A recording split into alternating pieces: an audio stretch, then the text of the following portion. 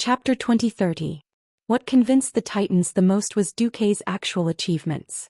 Unlike those idiots who only knew how to shout slogans, Duque's achievements were solid. In addition, Duque had once entered the upper echelons of the Burning Legion, so he was very familiar with the demons.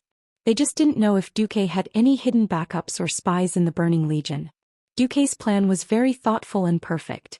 The Titans had been Teenage Mutant Ninja Turtles for more than 20,000 years, so they didn't care about a little more time and cost.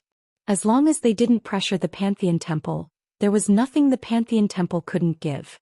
The entire discussion took an hour. For this kind of universe-level big force, this meeting time could be said to be lightning fast. It was like stealing a bell. An hour later, the Alliance broadcast to all channels. With an excited tone and expression, Sally announced, "All Alliance members, all Alliance soldiers." Just now, the Alliance commander Duke Marcus represented the Alliance and reached a consensus with the King of the Pantheon Temple, Sir, after a friendly and harmonious discussion. In order to fight against evil in the next war against the Burning Legion, the Pantheon Temple will work closely with the Alliance as a strategic alliance. And after the war against the Burning Legion, the Pantheon Temple will recognize the independence and freedom of the intelligent races of Azeroth. Including the Sleeping Dragon Temple, Odum, and the Sky Fortress, all the Guardians, Guardian Dragons, and Titan creations of Azeroth will be included in the Alliance Army's battle order and accept the unified command of the Alliance Army. The Guardians, led by Odin, the director of Odor, will provide free weapon charging, career guidance, follower employment, and other services to the Alliance soldiers. When the Alliance professionals clean up the battlefield, please pay close attention to your spoils of war. After communicating with the will of the planet of Azeroth, a large number of powerful energy clusters have been released. These energy clusters will randomly purify and sublimate the spoils of war of the Alliance warriors, directly promoting them to low-tier divine weapons. This announcement was like a stone that caused 1,000 ripples, and it immediately caused an uproar among the people and soldiers. More than that, it was an indescribable surprise. In the face of the endless invasion of the demonic army, the various races of Azeroth gritted their teeth and held on. Since the start of the war, thanks to the arrangements and wise commands of the leaders of the Alliance, although they were at a disadvantage, the situation did not collapse. The only thing that remained was the rising number of casualties. The man in the family died, and the old father took over the flag of the deceased. The old father was also dead, along with the man's wife and children. Every single one of them was quietly contributing to their respective positions. There were no complaints, only unyielding tears. No one knew when the end would come. This was a battle for the survival of the race. There was no mercy, no surrender. Under such circumstances, the help of the Pantheon Temple was extremely precious. This was all because their commander betrayed the interests of the Alliance. One had to know that apart from the trolls, the elves that evolved from the trolls were considered natives. Strictly speaking, the humans and dwarves of the mainstream races of the Alliance were creations of the Titans. Even if Duque were to kneel down and lick the Titans' boots, no one would say anything. Who would have thought that Duque would be able to take the lead in the negotiations with the Titans? The strength of the Pantheon Temple had long been rooted in the hearts of the people. Just look at the Red Dragon army during the Second Battle of the Dark Portal. In that era, it was simply an unsolvable bug. Looking at those tall and sturdy guardians and watchmen, these giants that only existed in legends, made it hard for people to even think of going against them. In the past 36 years, they would occasionally appear and help mortals, and they would be applauded by the entire city. No one dared to hope that these peerless masters who walked out of the legends would actually join the battle of the Alliance and become a part of the Alliance. This kind of unthinkable thing actually happened. In the frontline command of the Alliance in Naxxramas, the throne conference hall was also very lively. Wow. Is this really true? Duque, you're not lying to me, are you? Is the Titan's technology really open to the Alliance? Jurban almost jumped onto Duque's shoulder. In fact, the great gnome craftsman was standing on Magni Bronzebeard's crystal shoulder as he spoke to Duque. Duque bared his teeth. You've asked me dozens of times. I'm right. Don't let the scientists under you bite off more than they can chew. They have to slowly absorb knowledge bit by bit, integrate it, and make the technology ours. Yes. Understood. Happiness had come so suddenly that Jurban was simply overjoyed. As for the gnomes who did not have strong combat power, Although they also had many spellcasters, technology was the core of their strength. As for the dwarves, they would receive the forging skills of the Titans, which would undoubtedly allow the dwarves' forging skills to advance by leaps and bounds. The Draenei would receive the Holy Titan magic inheritance. The Night Elves had the natural inheritance. The humans were the biggest and basically had a share of all kinds of inheritance. As for the orcs, Tauren, trolls, Forsaken, Naga, Murlocs and Bugmen, they could only receive a small amount of benefits from the humans. Status determined everything. For the time being, the mainstream races of the Alliance ate the meat while they drank the soup. In the hall, there were also the humanoid Alexstrasza and Isra as witnesses. When the leaders saw the Red Dragon Queen and the Green Dragon Queen put on the Alliance's emblem on their pauldrons, everyone was extremely satisfied. "Yo, you're my subordinate now. Come, smile for me." Duque teased Alexstrasza. The Red Dragon Queen was not in a good mood. She put her hands on her hips and pretended to be angry. "Bastard. If you anger me, I'll bite you to death." Duque pulled Isra and Onyxia over, hugged their waists and said in a threatening manner, "Who's afraid of who? I have 2 dragons on my side now." "You bastard." Alexstrasza looked at the thick-skinned Onyxia, and then at her sister who was too shy to raise her head. She really had no temper. "Bastard. The Dragon Sleep Temple is only temporarily under your command." The Red Dragon Queen was really mad. Thinking back to when she was in trouble, although she was grateful to Duque for saving her, that kind of gratitude was more like the charity of a high-ranking person to a low-ranking person. Who would have thought that in just 30 years, this kid would climb on top of her and piss on her head? Now that it was like this, if he really won this war, then she would probably be toyed to death. Just thinking about it made her feel that the future was dark. After the Burning Legion kneels, I have all the time to deal with you." Duque smirked. Yes. One of the parts of the agreement with the Pantheon was, if the people of Azeroth really joined forces with the Pantheon to defeat Sargeras and his Burning Legion according to the plan, then all the Guardians in Azeroth would be transferred to the Alliance. Strictly speaking, they would become Du's private armed forces. Chapter 2031. On the other side of the conference hall, little Anduin appeared as the Crown Prince. He asked his father, William, "Father, why did the Pantheon make such a huge concession?" The Alliance itself and even the whole of Azeroth couldn't give the Pantheon a bargaining chip. The Alliance is lucky to have Duque. If Sargeras was the bargaining chip, there was nothing the Pantheon wouldn't give. Indeed, Amonthal and the other Titans hated Sargeras to the core. Whether it was a personal grudge or a public one, getting rid of Sargeras was the only hope for the Pantheon to turn the tables. If they could kill Sargeras, a mere planet and some Titan creations that they could create as many as they wanted would be a free gift to the Pantheon. Since Duque showed that he had no intention of fighting for the hegemony of this universe, what was the point of giving the independence of a small planet that had contributed to the Pantheon? This was the difference in status, and the way of thinking was also different. What was a huge gain in the eyes of mortals was not even a drop in the ocean for a super tycoon like the Pantheon. Of course, to Duque it was a huge gain. Isra, for example, would be bound by her duties for eternity without the orders of the Titans. It would be a huge loss if a dragon girl like her who was bound by her career were to be taken away by the Titans just like that. If that was the case, it might change from World of Warcraft to Era of the Massacre of the Gods.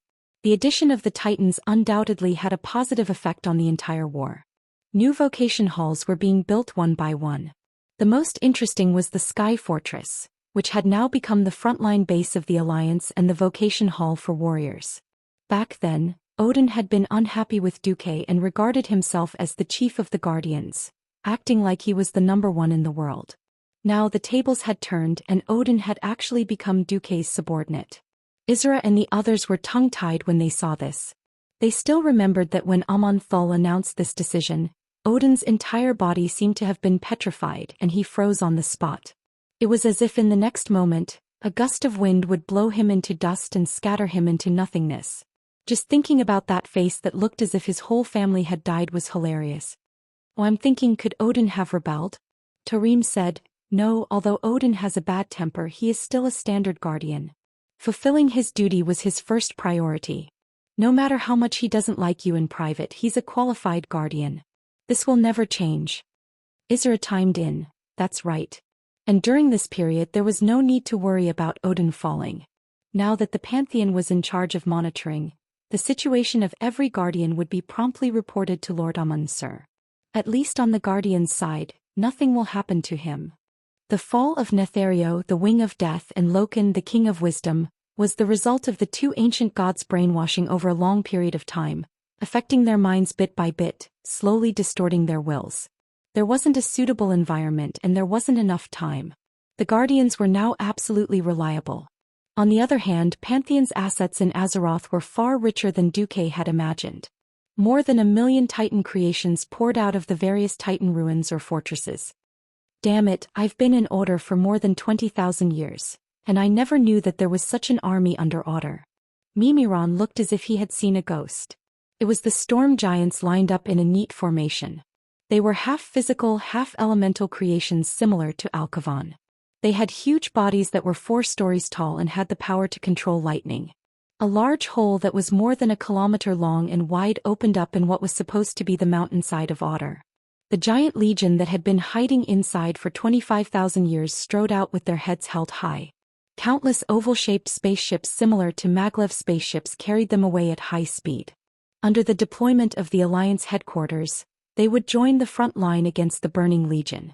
The feeling of having an abundant military force made every staff officer in the Alliance army happy.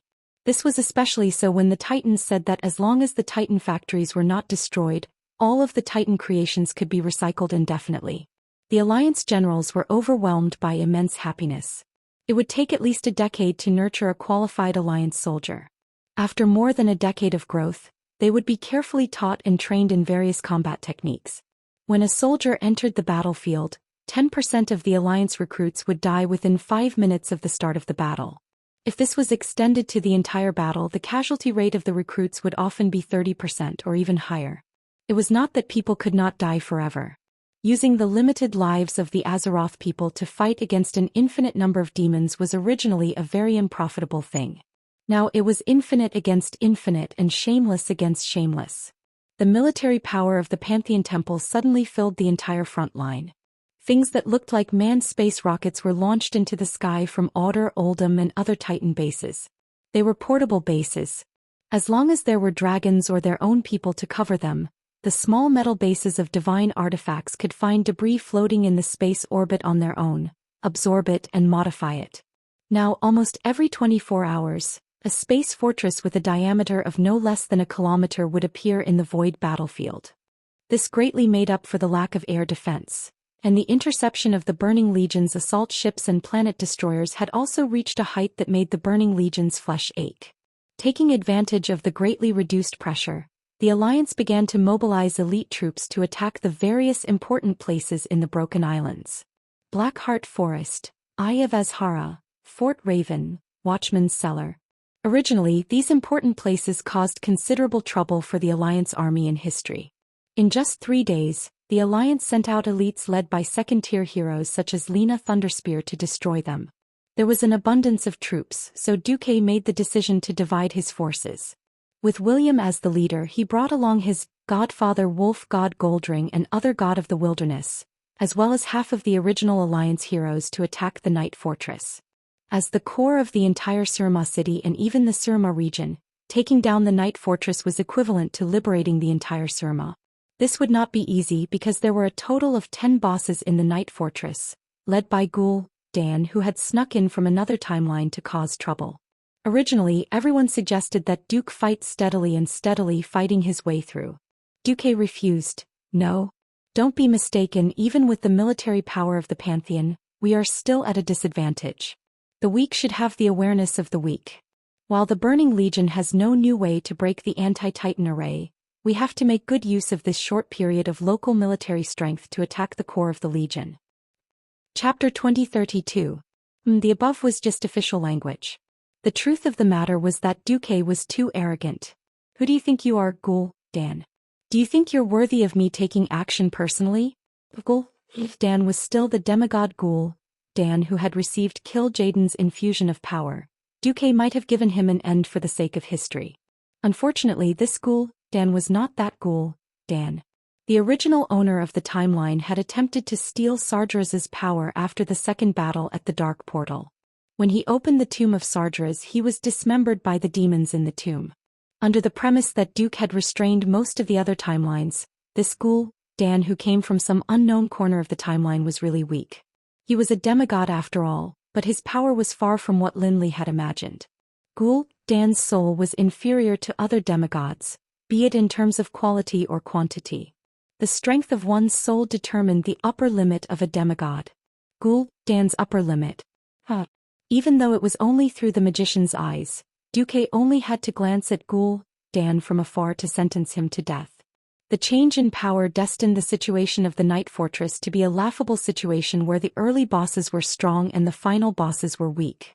There were a total of 10 bosses in the Night Fortress. After investigation, it was discovered that it was mainly made up of the fallen Night Elves and the demons of the army. The fallen Night Elves were the strongest magic swordsmen and constructs, while the army sent out the leader of the Dreadlord. Other than that, their respective leaders, the Grand Mages Alessandra and Zhou Xian, were also among them. William was the most suitable opponent to deal with. In terms of magic, Duke had only left one helper, Kai Zi, for William. Initially, Duke didn't want Kai Zi to go. However, after thinking about it, he had spent more than 10 years to nurture William to where he was today. He could take charge of things on his own, and he had also broken the shackles of death. He couldn't possibly let William die here for no reason, right?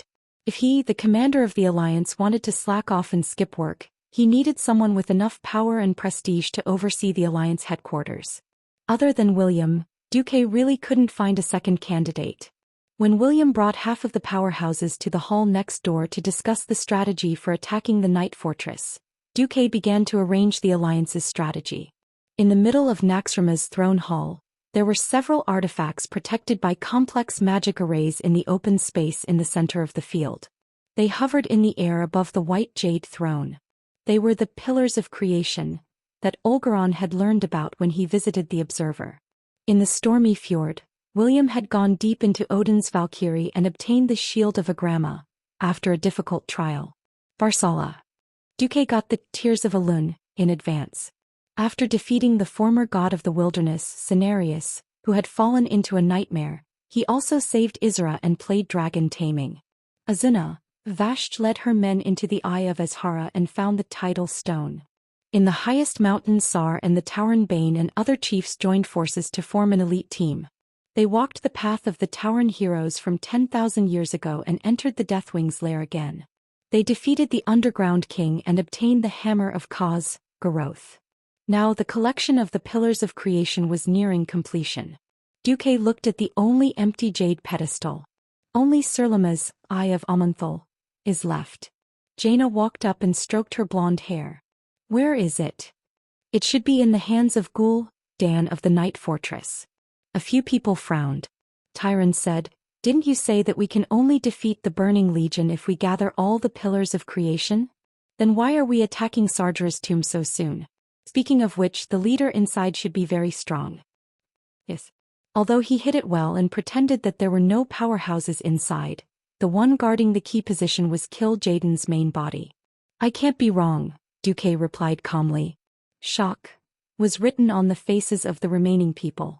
It was true that Duque had once led them to defeat Kill Jaden, but that was under the premise that Duque had used spatial magic to lock Kill Jaden and let the egg follow the Burning Legion's tradition.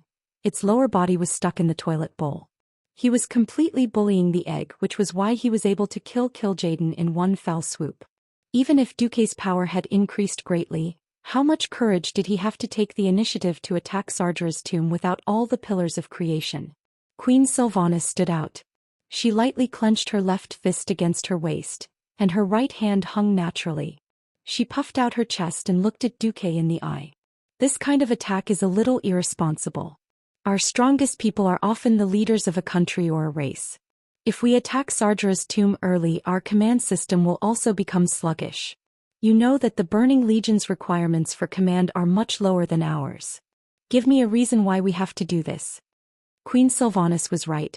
The attack of the Legion, except for the core main force, was more like the Legion setting a general target and then letting the lords below rush up and attack blindly.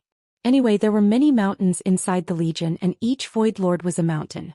The demons under him weren't afraid of death. At most, after dying, they would roll back to the twisting nether to resurrect and run their corpses.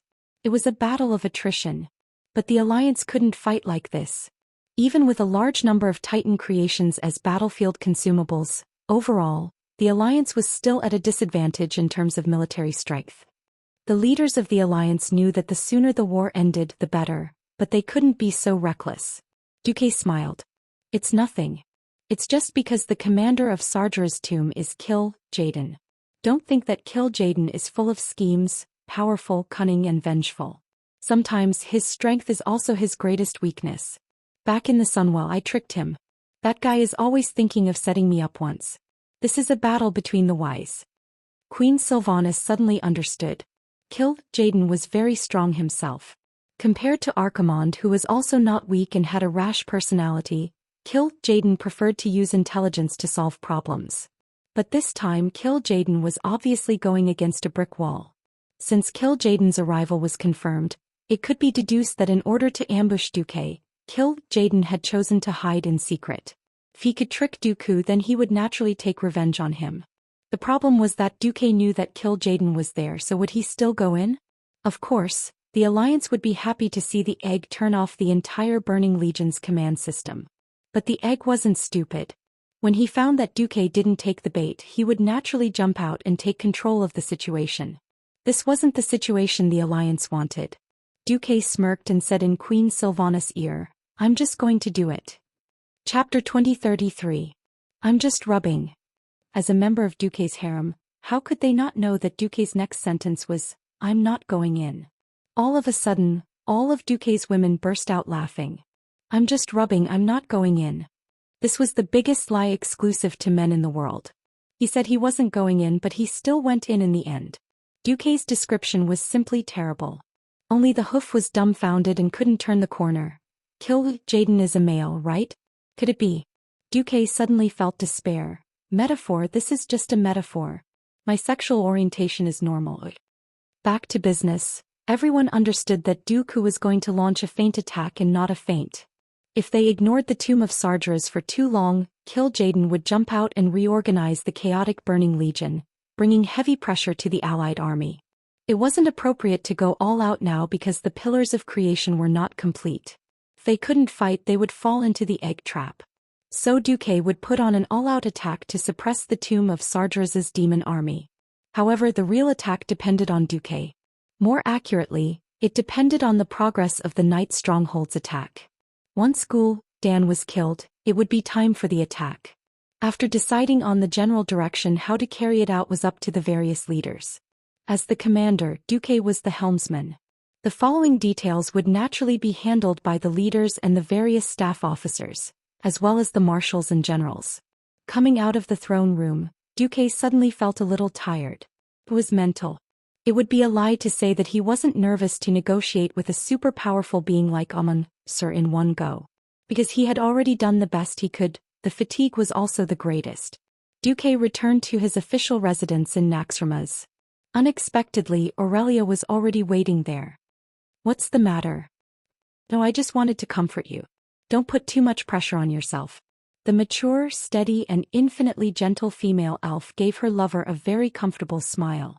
Aurelia led Duque to the chaise longue in the bedroom and let Duque lie on her plump thighs. She skillfully cleaned Duque's ears. You know me the best. You can tell that I'm tired. Feeling the smoothness and elasticity of the elf's thigh on his face, Duque let out a moan of comfort. Don't forget, I'm your first woman. Aurelia deftly used a cotton swab to tickle Duque's ear. Is there a lot of pressure? Of course it is. I'm carrying the fate of the entire planet on my shoulders. You know, I can see a lot of things. But I'm always afraid, what if I'm wrong?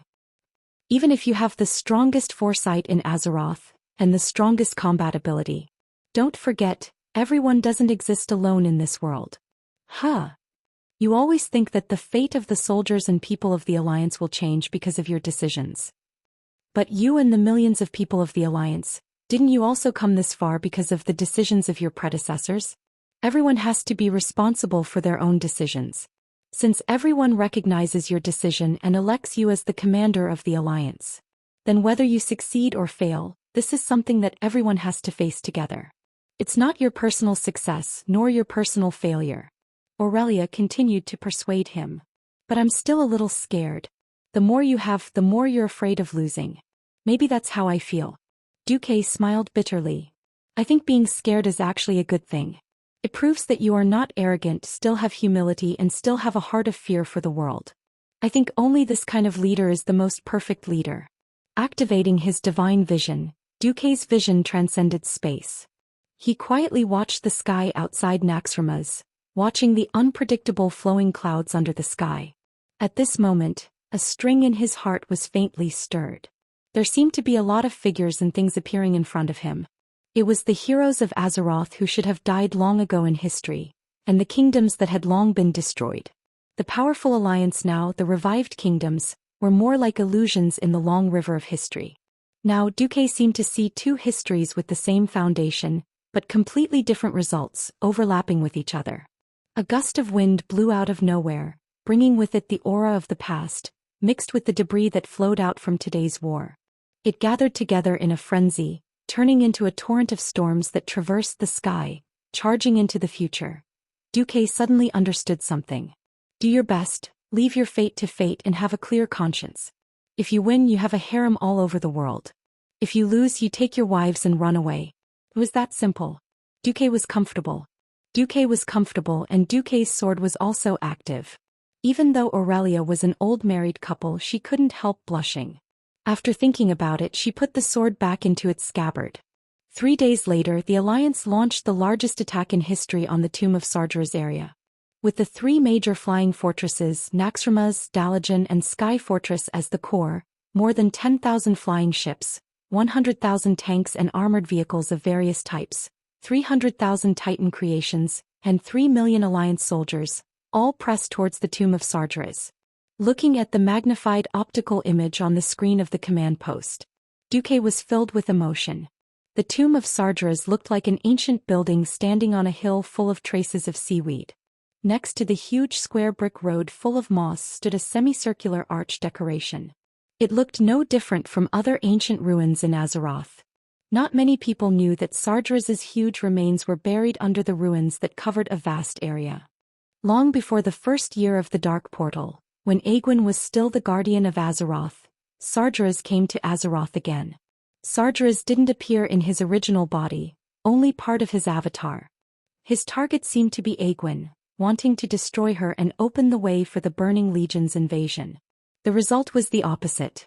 He was defeated by Aegwynn, just like Archimonde on Mount Hyjal today, who died there.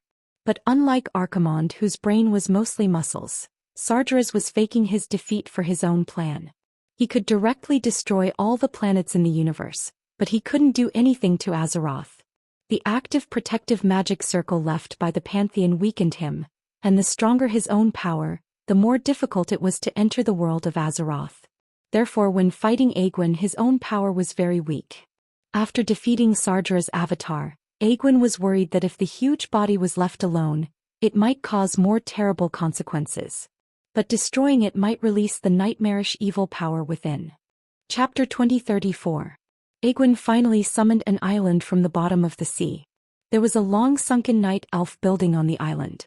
She buried the body of Sargeras' incarnation in this building, and used the powerful power given to her by the Tearsful Council to seal the remaining power in Sargeras' body here forever.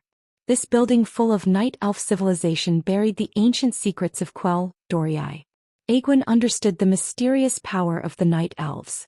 She used magic to protect the island so that no race could enter, and then she sank the island to the bottom of the sea again. She hoped to use this method to prevent mortals who were obsessed with power from finding this body, and then let this power harm the world.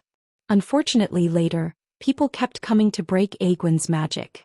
The ones who came were more and more formidable. First, it was Gul'dan of this world who broke the magic circle, and then he was torn to pieces by the demons who lingered in the cemetery because of Sargeras' evil energy.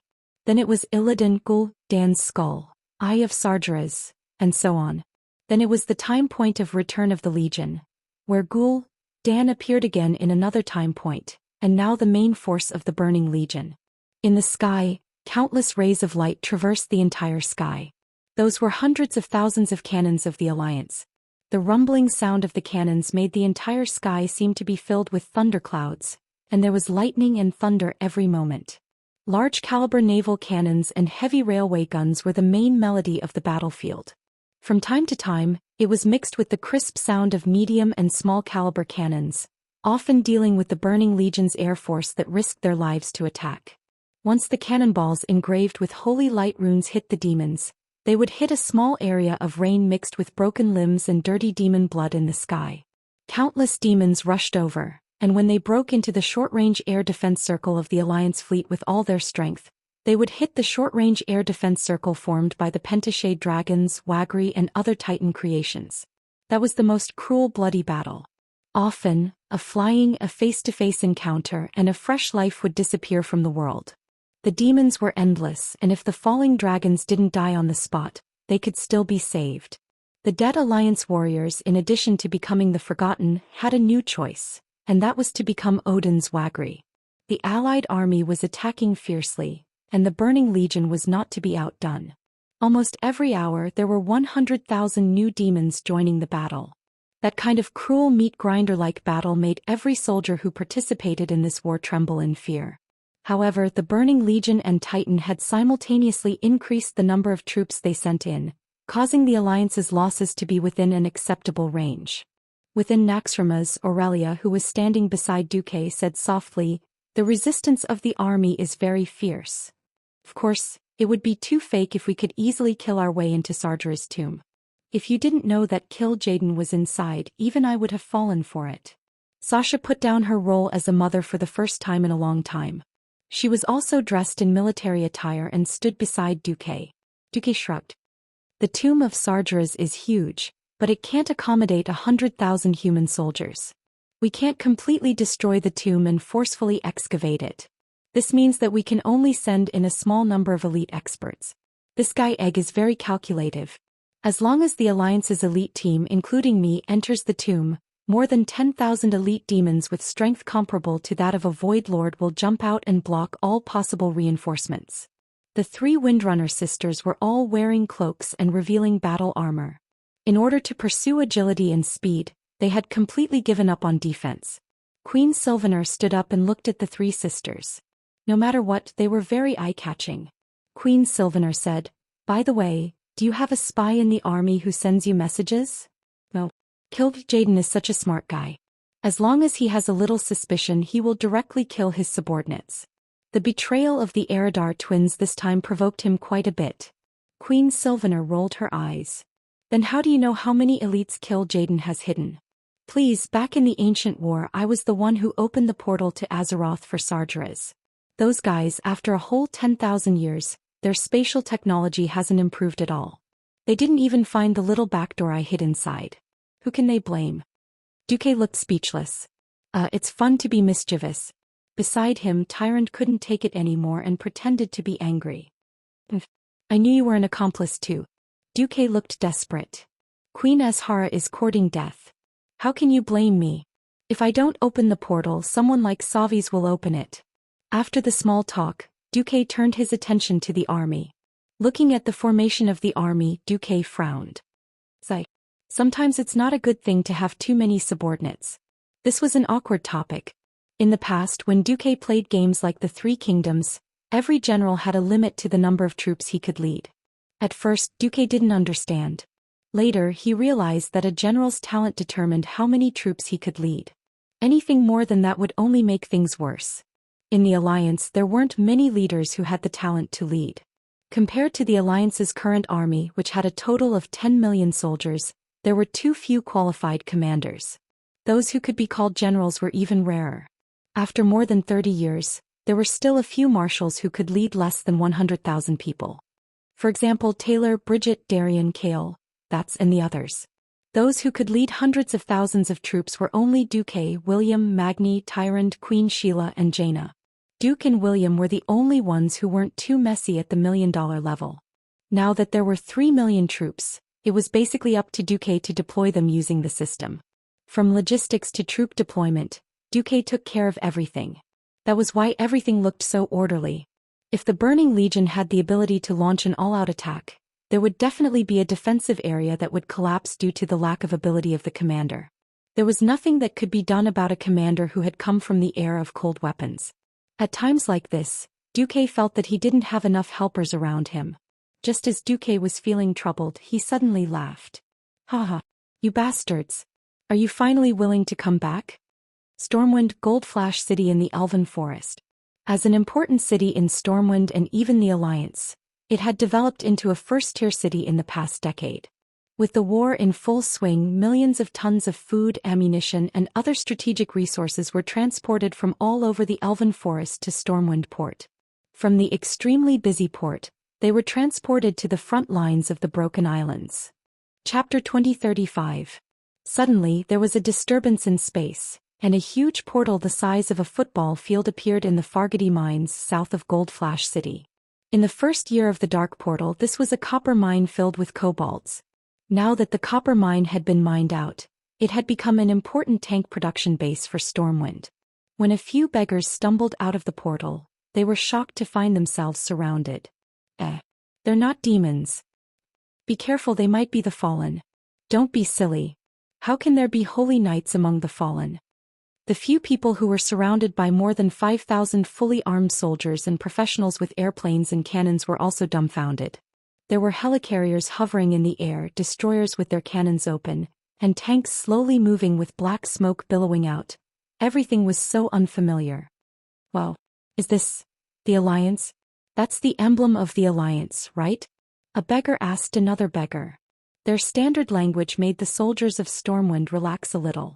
A holy knight in red armor walked forward and approached a lieutenant who was obviously the leader of the Alliance.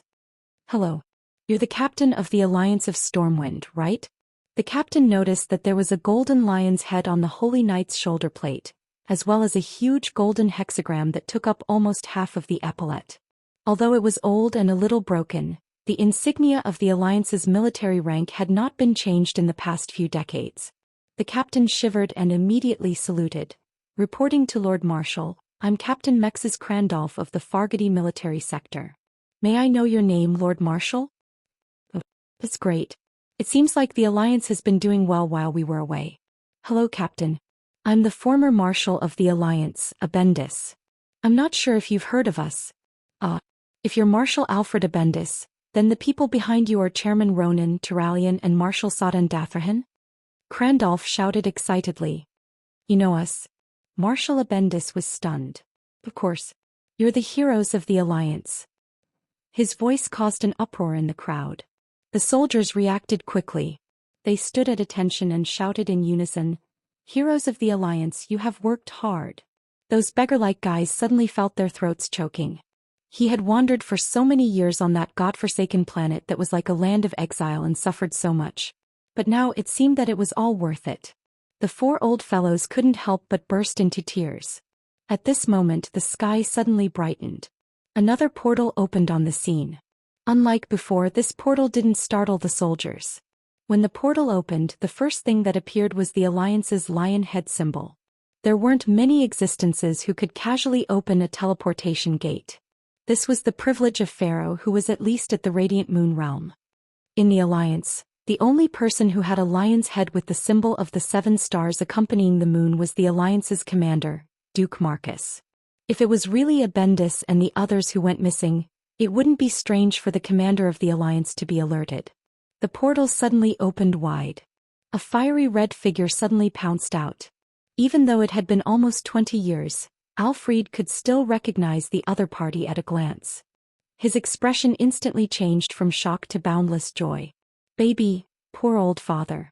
The smile on Alfred's face instantly froze because his precious daughter, Bridget Abendis, actually didn't see him at first. Instead, she rushed past him and with a flying leap, hugged Ronan, who was beside him. Thank the heavens you really didn't die. Without any nonsense, Bridget, who was still dressed in military attire and had clearly just returned from the battlefield, kissed Ronan fiercely just like that. From the 24th year of the Door of Darkness when she was sucked into the void, to the 36th year of the Door of Darkness, Alfred had spent a whole 12 years thinking about his daughter. He had fantasized countless times. If his daughter was well, what would she say to him when they met again? Who knew that this would be the outcome? An old father's entire body was petrified. A gust of wind blew and suddenly the goddess-gazing stone was weathered. his entire body turned into something like cotton and dissipated with the wind. No. In the next instant, filled with rage, the old father decided he couldn't die yet. Alfred immediately came back to his senses and blasted out a son-in-law death punch, filled with rage. Ronan. A thunderous roar shook Ronan silly. In the next second, Ronan was struck by old Abendus' left hook with a dumbfounded look on his face. That face with a big scar on his nose, which wasn't too handsome in the first place, was instantly deformed by the heavy blow. First he was forcefully kissed, then he was attacked by a comrade who had gone through thick and thin with him for more than 10 years. Ronan had no idea what was going on. He was dumbfounded. There's nothing wrong with this. Bastard, I've been your brother for the past 12 years, and you actually flirted with my daughter? Alfred was furious. Then a small red fist rapidly enlarged in his field of vision. Woo. A certain old father was beaten up by the traitorous girl. Dad, how could you just beat up Ronan without saying anything? Bullshit. Didn't you also beat me up? He could think of it that way, but looking at his daughter whose heart had been completely stolen, Alfred was in despair. In the end, the two men covered their faces and groaned on the ground. The current Alliance Marshal, the leader of the Scarlet Cross Army, Bridget, who was known as the Bloody She-Tyrannosaurus, had her hands on her hips as she stood in the middle of the battlefield. This was the rhythm of the entire battlefield. At the side, countless soldiers were dumbfounded. The Alliance Marshal had beaten up the former Dalajan Kirin Tor, and now the Alliance Marshal had been beaten up by another Alliance Marshal. If it wasn't for the invasion of the Burning Legion, this kind of miraculous domestic violence incident would definitely make the headlines of the Azeroth Daily. On the side, Turalian and Sidon Dathrahan were laughing heartily without any sense of shame. No one had expected to encounter such an interesting incident as soon as they came back. Cough cough. Duque arrived and scolded those brats with a stern face. What are you all standing there for? All soldiers, return to your posts. You are forbidden to discuss this matter in public. Not in public? Then in private, hee. Thousands of people covered their mouths and held back their laughter as they ran away. Duque didn't care about the Abendus family's trivial matter. Instead he walked in front of the other two old paladins. Duque opened his arms. Old brothers, welcome back. Chapter 2036. Turayan and Sidon were stunned. It wasn't that they didn't recognize Duque. On the contrary, it was because they knew Duque that they found him unfamiliar. When they disappeared, Duque was already playing with immortality. What was unfamiliar was the natural elemental waves that overflowed from Duque's body. What? Didn't you guys secretly train for 12 years and become legendary heroes? Can't I step into the realm of gods and become a peak demigod? Duque said with a smile. Don't worry, the alliance is better now than it was before you left. Duque swept his gaze over the 4 big shots and the smile on his face grew brighter. It was the look in his eyes when he saw a strong man. Who knew? Maybe you've received the news, maybe you haven't. Right now, the Burning Legion is launching a general attack on Azeroth. Azeroth needs your strength and wisdom more than ever. We have been out of touch for more than a decade. Actually, we don't mind starting from the bottom, Turayan said frankly. Before the 4 returned, they were indeed a little worried that they wouldn't have a position when they came back. They even thought that if there was a war they would be willing to be veterans. Seeing the unfamiliar new flying battleships, tanks and helicopters around them, they felt that they had entered the wrong era. Duque laughed. Sorry. The Scarlet Cross has expanded into 2 armies with 800,000 people. I even caught Mograine. That old guy cursed all day long saying that I ruined his life. Do you think the Alliance and I will let you work for us as small soldiers? Duque's words stunned the 4 for a moment. And they knew why. A coquettish, handsome and strong Gavin Rad Bad Luck jumped out of the portal. A slightly embarrassed Tyrion Fordring followed, rubbing the back of his head awkwardly. Then a young, handsome and suave Alexandros Mograine appeared.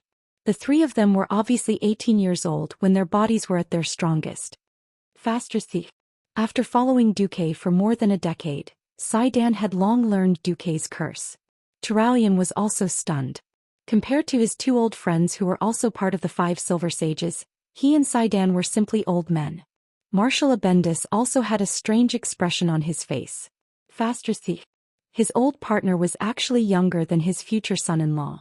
The group of people gathered together and couldn't help but recall the scene 36 years ago when they followed their master, Alonsis Fail, to meet Duque. Old friends who had been separated for more than 10 years naturally had a lot to talk about. I don't want to return to my youth either. It's against the laws of nature. However, Duque used the survival of the human race to reason with me. When I heard, is the survival of all the humans on this planet more important? Or is your damned idea of not liking unnatural immortality more important? I admit defeat. On the other side, Abendus was not as sentimental as the first Holy Knight. Although he was being pulled away by old Mograine, he would occasionally look in the direction his daughter and Ronan had left. Bridget dragged the dumbfounded Ronan to the dormitory of a certain female officer. Lieutenant, I've temporarily requisitioned your room. Go stand guard. No one is allowed to approach this floor. I need to discuss something important with Breaking Dawn Mage Ronan. The female lieutenant nodded like a chick pecking at rice and ran off to disperse the crowd. Bridget was a marshal. She couldn't afford to offend her. Ronan still hadn't recovered from the shock. It was not easy for him to find a stellar solar wind near that damn desolate planet, which caused the surrounding space-time turbulence to pause for a while, and he seized the opportunity to bring the three brothers back. Only after returning did he realize that 12 years had passed. Then Bridget, whom he once had feelings for, had turned from an 18-year-old girl to a 30-year-old woman. She even looked like she wouldn't marry anyone but him. Although he had dreamt of Bridget's sincere smile every night for the past 10 years, this was too dreamy. Bridget, I thought you were already. I didn't marry anyone. After you disappeared, I didn't want anyone. I just waited for you. I firmly believe that you won't die, Bridget said firmly. But we weren't lovers before. Bridget didn't say anything. She pushed Ronan onto the female lieutenant's bed and gave her CPR. Her green eyes stared straight at Ronan. We are now. But Lord Abendus suddenly said to marry you. I feel like it's a bit fast. Fast? It's been 12 years. Something that made Ronan speechless happened. Bridget actually started breaking armor. In just 10 seconds, all 5 layers of armor were maxed out and her armor value dropped to 0. Ronan swallowed his saliva. What about now? The blonde marshal sat proudly on the mage and looked down at him. Zai. After being single for 12 years, a Sao could compete with Diao Chan. Moreover, Bridget was already very beautiful and she took good care of herself. Ronan had fallen. On the other side, an hour had passed after they had finished talking about business. Duke returned to Naxxramas with a smirking Saiden, a slightly embarrassed Turayan, Alfred, who became a father-in-law as soon as he came back, and Ronan, whose arms were wrapped around by a blissful Bridget and whose legs were weak when he walked. Duque first introduced the 4 to the alliance leaders. At the same time they were deeply shocked. Wow. There were so many new races in the alliance. Fastrasi. The Horde was dead and even Sar and Wajin were in the alliance? They were shocked, but what really moved them was that the alliance still trusted them. After basic checks to prove that they hadn't been brainwashed by the Burning Legion, they were all given important tasks. Abendus and Saidan went to the Scarlet Cross to control a new army of 400,000 people. This army would participate in the general attack on Sardra's tomb. Bridget was originally the commander-in-chief of this army, but unfortunately she wasn't capable enough. It was a bit messy when fighting, so her father and Saidan were suitable. Once Ronan returned, he immediately took control of the Dalajan mage squad. Kai Zi gladly gave up his position because he was already too busy with the fire elementals. As for Turayan, Duque first brought Aurelia over.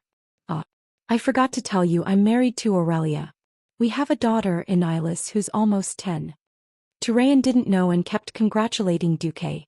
He didn't know if Duque had been too close to Isra recently, but Isra had been led astray by Onyxia. Recently he often looked for Duque and used popping candy to play Desert Storm. Duque's vision was a bit blurry. He saw that Lilian's head was clearly white, but it was dyed with a green light. Starting a harem was bad. He would probably be stuck in it for the rest of his life. Chapter 2037. Turalian didn't know what Duque was up to, but that didn't stop Duque from secretly laughing. Of course, Duque was a good young man with integrity. Singing songs in his heart, clapping his hands and shaking his buttocks with joy, this was something that would never happen. Even if he did, he wouldn't admit it. On the other side, Duque felt an inexplicable sense of joy when he saw Ronan being eaten by Bridget. Originally, Duque wanted to take Sasha for a spin, but when he saw Ronan's robe and a smear of dried blood, Duque suddenly wanted to laugh. Sigh. A 30-year-old virgin whiny with just a touch, Ronan, enjoy that kind of power that can suck dust while sitting on the ground. Duque wasn't in the mood to show off to Ronan. He accidentally picked up Ronan and Turalian's historical wife. This small sense of guilt and great pleasure faded as Ronan found a new love. There was a small incident here. Gavin Rad, the talkative guy, suddenly said, "By the way, Duque's daughter is already so big. Now that Turalian is immortal, age shouldn't be a problem, right? In the human kingdoms of Azeroth, women could get married at 14. That was about right. My daughter was my father's lover in his previous life. You want to steal my lover? No way." Duque's heart immediately sank. "You want to kidnap my little angel? You're asking for it." "Oh no." Just like blue dragons who had their own strange views on love, some fell in love with a well, some liked a fairy sister who resurrected people in a graveyard. Turalian had the attribute of a bubble fairy. "Our Annihilus is so cute, how can we let that old man Turalian take advantage of her?" In just a moment, Duque made a vicious plan in his heart. On the other side, Turalian obviously didn't take it seriously. He said righteously, "Don't joke around, how could I lay my hands on a little girl?" Aurelia was also very familiar with Gavin Rad. She immediately flew up and pretended to kick Gavin Rad's butt. The troublemaker screamed on the spot. Everyone was happy. Duque spoke up. "Turalian, the Alliance still values all of you. But after all, you have been here for 12 years. There are many things that you need to familiarize yourself with. Otherwise, you won't know how to lead a modern army. Right?" Not bad." Turalian was in a good mood. A mage's war was more or less the same. Compared to Ronan, who wasn't completely out of touch, the three paladins were more unfamiliar with modern warfare. Even if Sidan and Alfred went to the Scarlet Crusade, they would first be Bridget's assistants. Duque casually picked up a rifle. Take this AK-47 for example. Or an automatic rifle. As long as you open the safety and press the trigger, you can kill an enemy with normal armor from 50 meters away. Turalian took it and tried it out. He found that this thing was really a killing machine for non-professionals. Even a 10-year-old child could operate it smoothly. Turalian nodded. Indeed. The war is tense, and the Alliance doesn't have the time to update your knowledge. You had to learn and work at the same time. Right now, the Alliance has an important mission for you. Turalian stood at attention. "Please give the order, Commander." Duque snapped his fingers. Instantly, a magic mirror appeared in the air beside him. The large screen showed the image of a skinny female elf, wearing a hood. Because she was too skinny and had a very deformed appearance, Duque and Turalian had the same feeling, that she was probably another elven variant. This image conveyed two things: she's running and the Burning Legion is probably pursuing her. Surlama is in big trouble. Who is she? Turalian and the others all asked the same question. Duque shook his head. "We can't be sure. I can only tell you that I can tell from this image that she's a Breaking Dawn wizard. You should know that even in the Kaldorii Empire where magic flourishes, Breaking Dawn wizards aren't cabbages that can be found anywhere." Duque snapped his fingers and Vasht, who looked like a high elf, appeared on the communication screen. Vasht saluted Turalian and said, "If she's a night elf who advanced to Breaking Dawn through her own cultivation in the past 10,000 years, then I can't guess who she is. But speaking of Surlama, there are two great mages that are worth paying attention to. One is Alisanda and the other is Talisa. During the Ancient War, they firmly opposed Queen Azhara's introduction of the Burning Legion. Obviously, the elves in Surlama survived after the explosion of the Well of Eternity." Duque said, "Now the Alliance's division led by William is attacking the Night Fortress that Ghoul, Dan and his subordinates are occupying. This mysterious lesser elf is likely to represent a powerful former Night Elf resistance army. If the Alliance can obtain the assistance of this resistance army, it will be of great help to us in attacking the Night Fortress." Turalian puffed out his chest and sucked in his stomach. "So my mission is to bring an elite team to contact this mysterious elf wizard, and then act according to the circumstances?" "Yes. I'm amazed by your diplomatic skills and ability to unite people during the second battle at the Dark Portal. Also, you have enough status and identity to act according to the circumstances, and make promises that are of sufficient weight. The bottom line I'll give you is that if the other party is strong enough, you can give the other party the status of a second-class race in the alliance. Duque thought for a moment and gave Turalian a bag of magic crystals. Also, this is for you. Might come in handy. Understood. Turalian accepted the order and ran to prepare.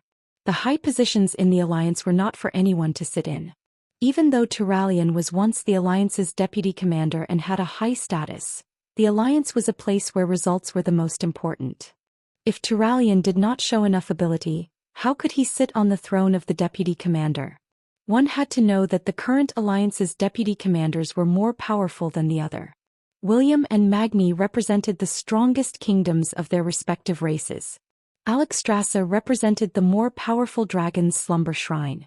Jaina had the dual identities of the queen and Duque's wife. Apart from his resume, Turalian's status was much lower than the other big shots.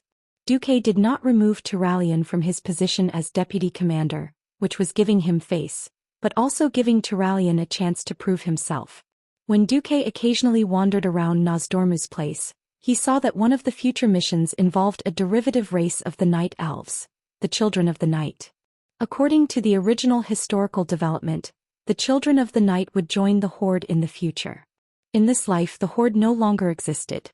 If Turalian could pull a strong race to join the alliance, the soldiers under him would once again acknowledge Turalian. Chapter 2038. Reality had proven Turalian's ability. While Duque was leading his army to attack Sardras's tomb, and William was attacking the Night Fortress, Turalian was the first to achieve something. He first formed a team with Lilith Windrunner and Veilera from William's team. They arrived at Surlama and found their target, Talisa, by following the signal left by the female mage in the mysterious message. Together they found a stronghold. Frankly speaking, Talisa's appearance did not conform to human standards of beauty. Her skin was so blue that it was almost purple. She was tall and slender, and her facial features were sunken like a skull. Among humans, Talisa's appearance would definitely affect the appearance of the city. Turalian was a true gentleman. He did not look down on her and instead gave this female elven mage enough respect. After a while she believed Turalian. I'm Talisa, the chief arcanist under Grand Mage Alessandra. The Grand Mage sent me to ask for help. Alessandra was once famous for fighting against the Burning Legion. She led us to abandon Queen Azhara, who had embarked on the path of darkness. Then she used the power of the Eye of Amunthal to create the Well of Night, protecting Surlama from the destruction of the Great Schism. But 10,000 years later the Legion came again and we were all forced to a dead end. Many people began to feel despair. In fact, she is considering forming an alliance with the demons, hoping to use the power of the Well of Night to save everyone once again. Her intentions are good. After all, even with the Well of Night, we have already lost half of our men. The atmosphere of pessimism is spreading. If not for the Alliance's quick arrival, I'm afraid Alessandra would have surrendered long ago. She is hesitating, but if the main force of the Alliance does not come soon, she will step on the path of no return. Turalian was overjoyed when he heard this. The Alliance's path to prosperity was to absorb races and forces that could fight against evil. If they could save this batch of Children of the Night, it would undoubtedly provide a great help to the Alliance. He immediately revealed his identity. I am the Alliance's deputy commander. I am here to find a way to save the High Elves.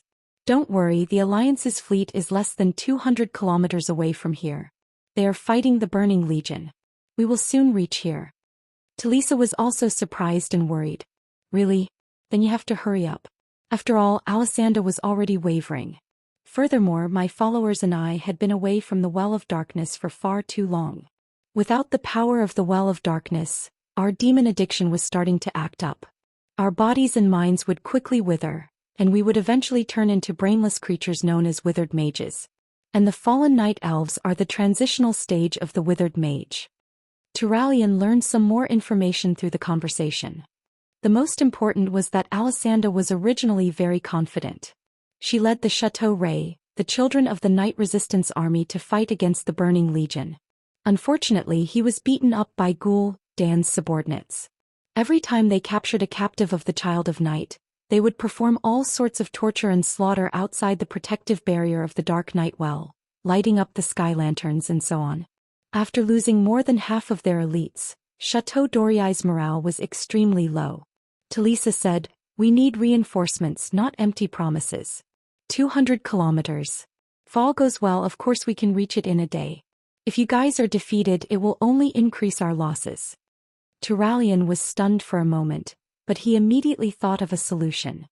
"Here, this is for you." A large pile of incomparably pure magic crystals could completely satisfy Talisa's thirst for magic power.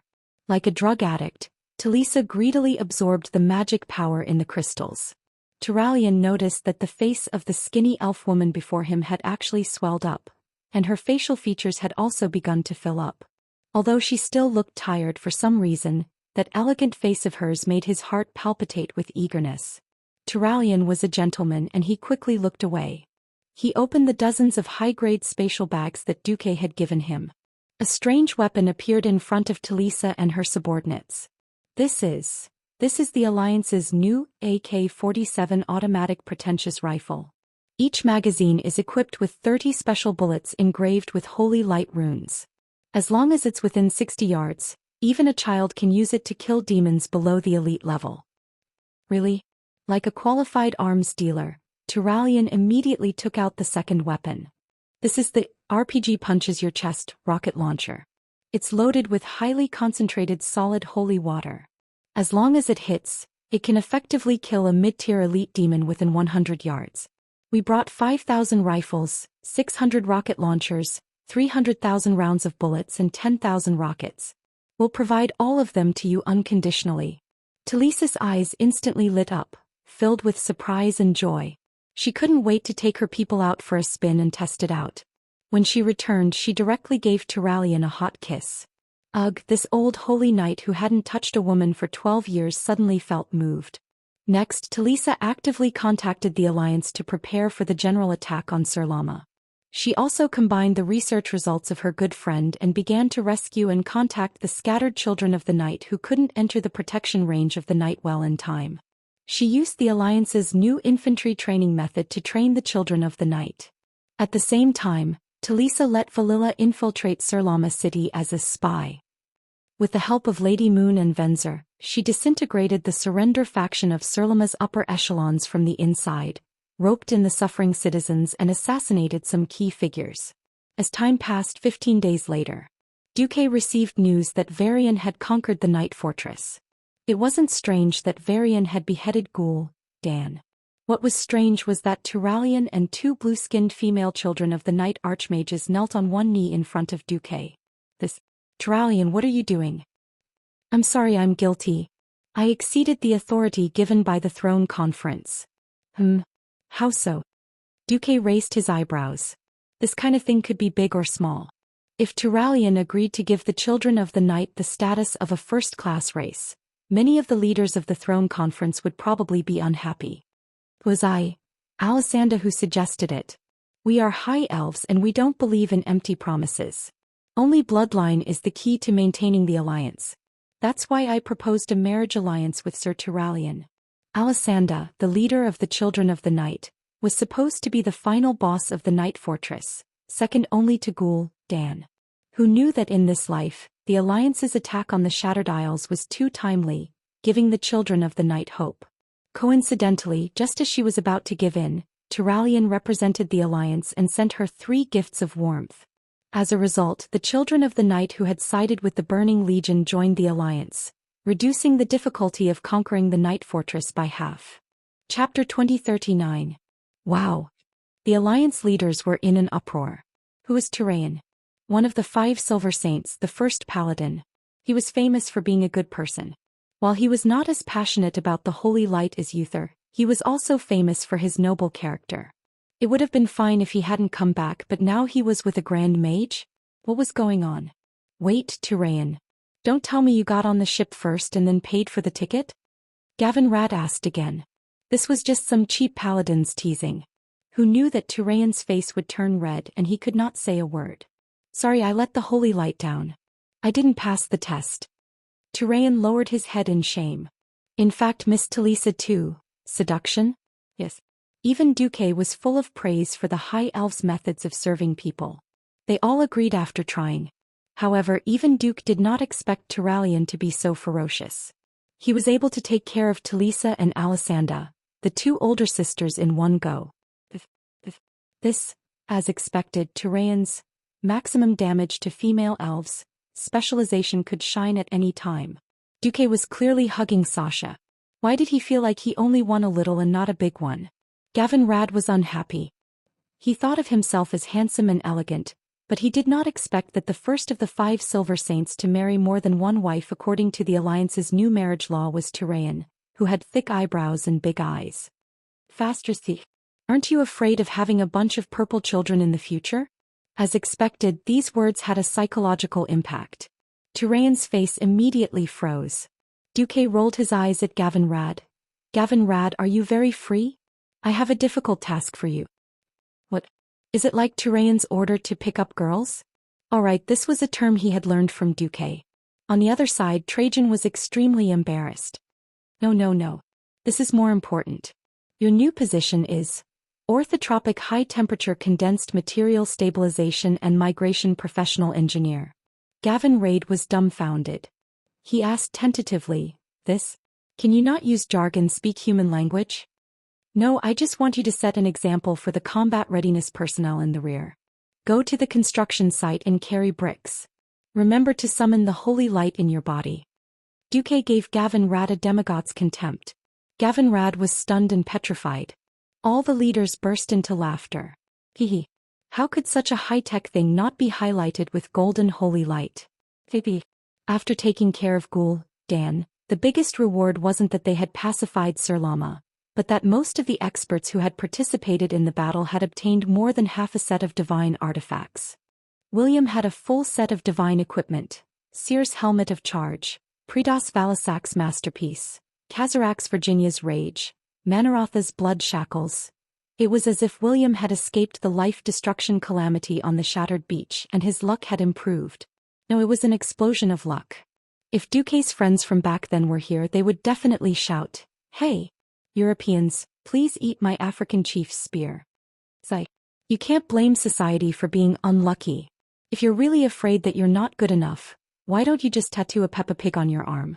In fact, due to the fact that the various leaders of the Alliance had taken turns to kill countless void overlords, their harvests were rather shocking. Most of them had at least half a set of divine equipment. Even Gavin Rad, who was the most unlucky, had 4 sets of divine equipment. The only exception was Duque, who only had 2, which he had obtained from the Jade Nightmare. Everyone was a little worried. The honest man couldn't help but suggest, "Duque, you're about to face Kill Jaden at his peak.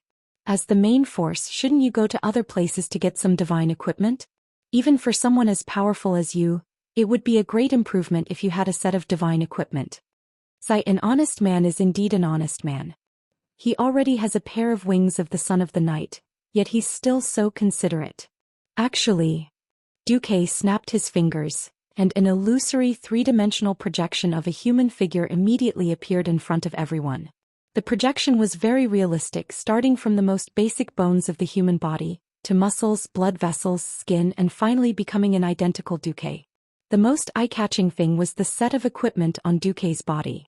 Every leader of the Alliance was dumbfounded.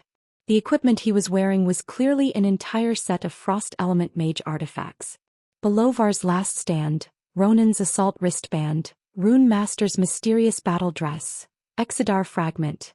The Frost Elemental aura that overflowed from every piece of divine equipment made every pharaoh envious.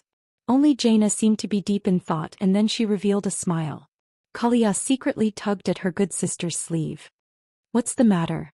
Why isn't Duque willing to wear it?" "Hey, men, it's all about face." That's right, this was the era where divine equipment could be found everywhere. Mortal powerhouses who worked together with the Azeroth Starsoul and the Pantheon to strengthen Azeroth were actually using the path of conversion and reprocessing. Not many people had considered why they had to kill the enemy to have a chance to pick up divine equipment. Why not just create a bunch of divine equipment for everyone? To put it bluntly, there was no food at home, so they could only rely on robbing. Since divine equipment could exert power beyond the mortal world, it was destined to be made of extraordinary materials, and it must contain or be able to borrow a huge amount of power. If they really wanted to provide tens of thousands of divine equipment unconditionally, It might not even be enough to drain the energy of the entire planet Azeroth. While the Burning Legion's frenzied attack brought destruction to Azeroth, as long as they killed powerful demons, they would have the opportunity to cleverly convert the other party's life and soul energy for their own use. This snowballing style of fighting was very similar to the Calamity Army back then. They killed other people's soldiers and resurrected them as their own soldiers, turning the spearhead to deal with the other party. The Pantheon released a large number of blueprints and charging methods for divine equipment, making this batch of divine equipment more like a product made on an assembly line, and it was more widespread. Duque was so busy, of course, he could not manage the mage profession hall. Since the mages below had received orders to create mage equipment with Azeroth characteristics, the names of the divine equipment naturally followed the prototype of the equipment, with various allusions to Azeroth. For example, Bulwar's Last Stand. The allusion to this divine equipment robe was during the third battle of the Dark Portal. The last thing Kuel Salas's Grand Mage Beloire Serona did when Silver Moon City fell was to teleport the Countess at that time, the current leader of the Blood Elf Paladins, Riadaline, to a safe place. Chapter 2040. Another example was Ronin's Assault Wristband. The inscription on the wristband was, "Powerful mages like Kirin Tor leader Ronin often use magic wristbands to stabilize the magic that spills from their fingertips." If one looked closely, they would find that the arrangement of the inscription on the first batch of Ronin's wristbands had a strange sense of disharmony. This was because there was actually the word Qian in front of Kirin Tor leader. After all, when Duque and the Pantheon had finished discussing the distribution of the divine equipment, Ronin was still missing. In fact, almost 99% of the people treated Ronin as a dead person. The mages below wanted to suck up to Duque, but they also wanted to commemorate Ronin's achievements when he was the chairman of Kirin Tor. In the end, they named the mass-produced divine equipment wristband. They didn't expect Ronin to return in just a few days. How embarrassing. The group of mages had to think of a way to change the inscription. Otherwise, Ronin would become the chairman of Kirin Tor. Even if Ronin was a good person and didn't pursue the matter, if some of Ronin's followers or brainless fans pursued the matter, the group of Pharaoh in charge of finalizing the inscription would also suffer. They also didn't expect that this batch of revised inscription wristbands that had lost their divine powers would become rare treasures. Moreover, the people below sucked up to him. Every set of mage divine equipment had a divine equipment with the same name. That was Duque's magic crown. It was praised as the Lord of the Four Elements, the Master of the Weave, and the strongest mage god of Azeroth, Duke Marcus. The people below could use this divine equipment and even be proud of it, but Duque was too embarrassed to use it. This was no longer business flattery, this was simply shameless self-praise. There were similar mass-produced divine equipment such as the Ice Element Necklace, Jaina's Wisdom, and the Fire Element Belt, Kale, that's Phoenix Belt. How could Duque wear these divine equipment? In this life, Ronin and Jaina were Duque's disciples, and Kai Zi was Duque's direct subordinate. Think about it, if a divine equipment named after a disciple and subordinate was worn by Duque, thief embarrassment plus 10,086. Everyone understood this point, and when they saw that Duque was only using a mirror image as a clothes rack to wear these artifacts, it was not hard to understand. They all laughed evilly. Since Duque had a set of divine artifacts with him, there was nothing to worry about. Everyone's focus was on how to deal with Kill Jaden. This cunning and powerful commander of the Burning Legion was definitely the scariest enemy of the Azeroth people, even above Sargeras. As a fallen titan, Sargeras had never truly entered planet Azeroth. Everyone only had a vague idea of how powerful he was. Regardless of whether it was its abilities, destructive power, or even its basic physique, he didn't know much about it. Facing a powerful enemy who only had a vague experience, no one felt that it was real. Kill Jaden was different. Many of the veteran leaders in the Alliance had fought against the egg in the Battle of the Sunwell. Although it was only an egg that had only half of its strength and was stuck in the toilet bowl of the teleportation channel, it did not prevent everyone from personally experiencing Kill Jaden's strength. This time the egg had made a comeback. Even though everyone's strength had already skyrocketed, they still didn't feel like they could defeat the egg. Of course, the people of Azeroth had their own confidence. With Duque as the leader, they were a group of demigod powerhouses who had been apatheized by mortals. They were the strongest and the ones that the Alliance was the most proud of. Whether it was the Green Tide of the Orcs, the Bone Sea of Calamity, or the World Destroyer Demon Army, Duque and the others had never been afraid. They had won every time. When Duque threw out the configuration of the enemy in Sargeras' tomb and emphasized that this was an enemy that they could possibly meet, and that they could possibly have this and that kind of special ability, everyone took it as the truth. Having a transmigrator as a boss was just that blissful. Gavin Rad, the guy who spouted nonsense, even said loudly, "Duque, there's no need to explain. I know you must have gotten some powerful female demon to be your spy." Duke, who was really a piece of sh*t, even if he wasn't sh*t, he was still sh*t. "I clearly haven't even touched the Eridar Gemini, okay? Fine. There was no need to explain. Explaining was just a cover-up." Facing Duque's aggrieved gaze, the group of animals below burst into laughter. Duke gave William and Magni a look, and the two of them understood what he was trying to convey. In the next second, a small mental discussion space formed by Duque and the various deputy commanders of the Alliance silently took shape in the conference room. Now Alexstrasza had joined the Alliance as the representative of the Guardians, and was a deputy commander. The other deputy commanders all felt that they were much more powerful to be able to be a deputy commander with the ancient dragon aspect. "Duque, what wicked idea do you have this time?"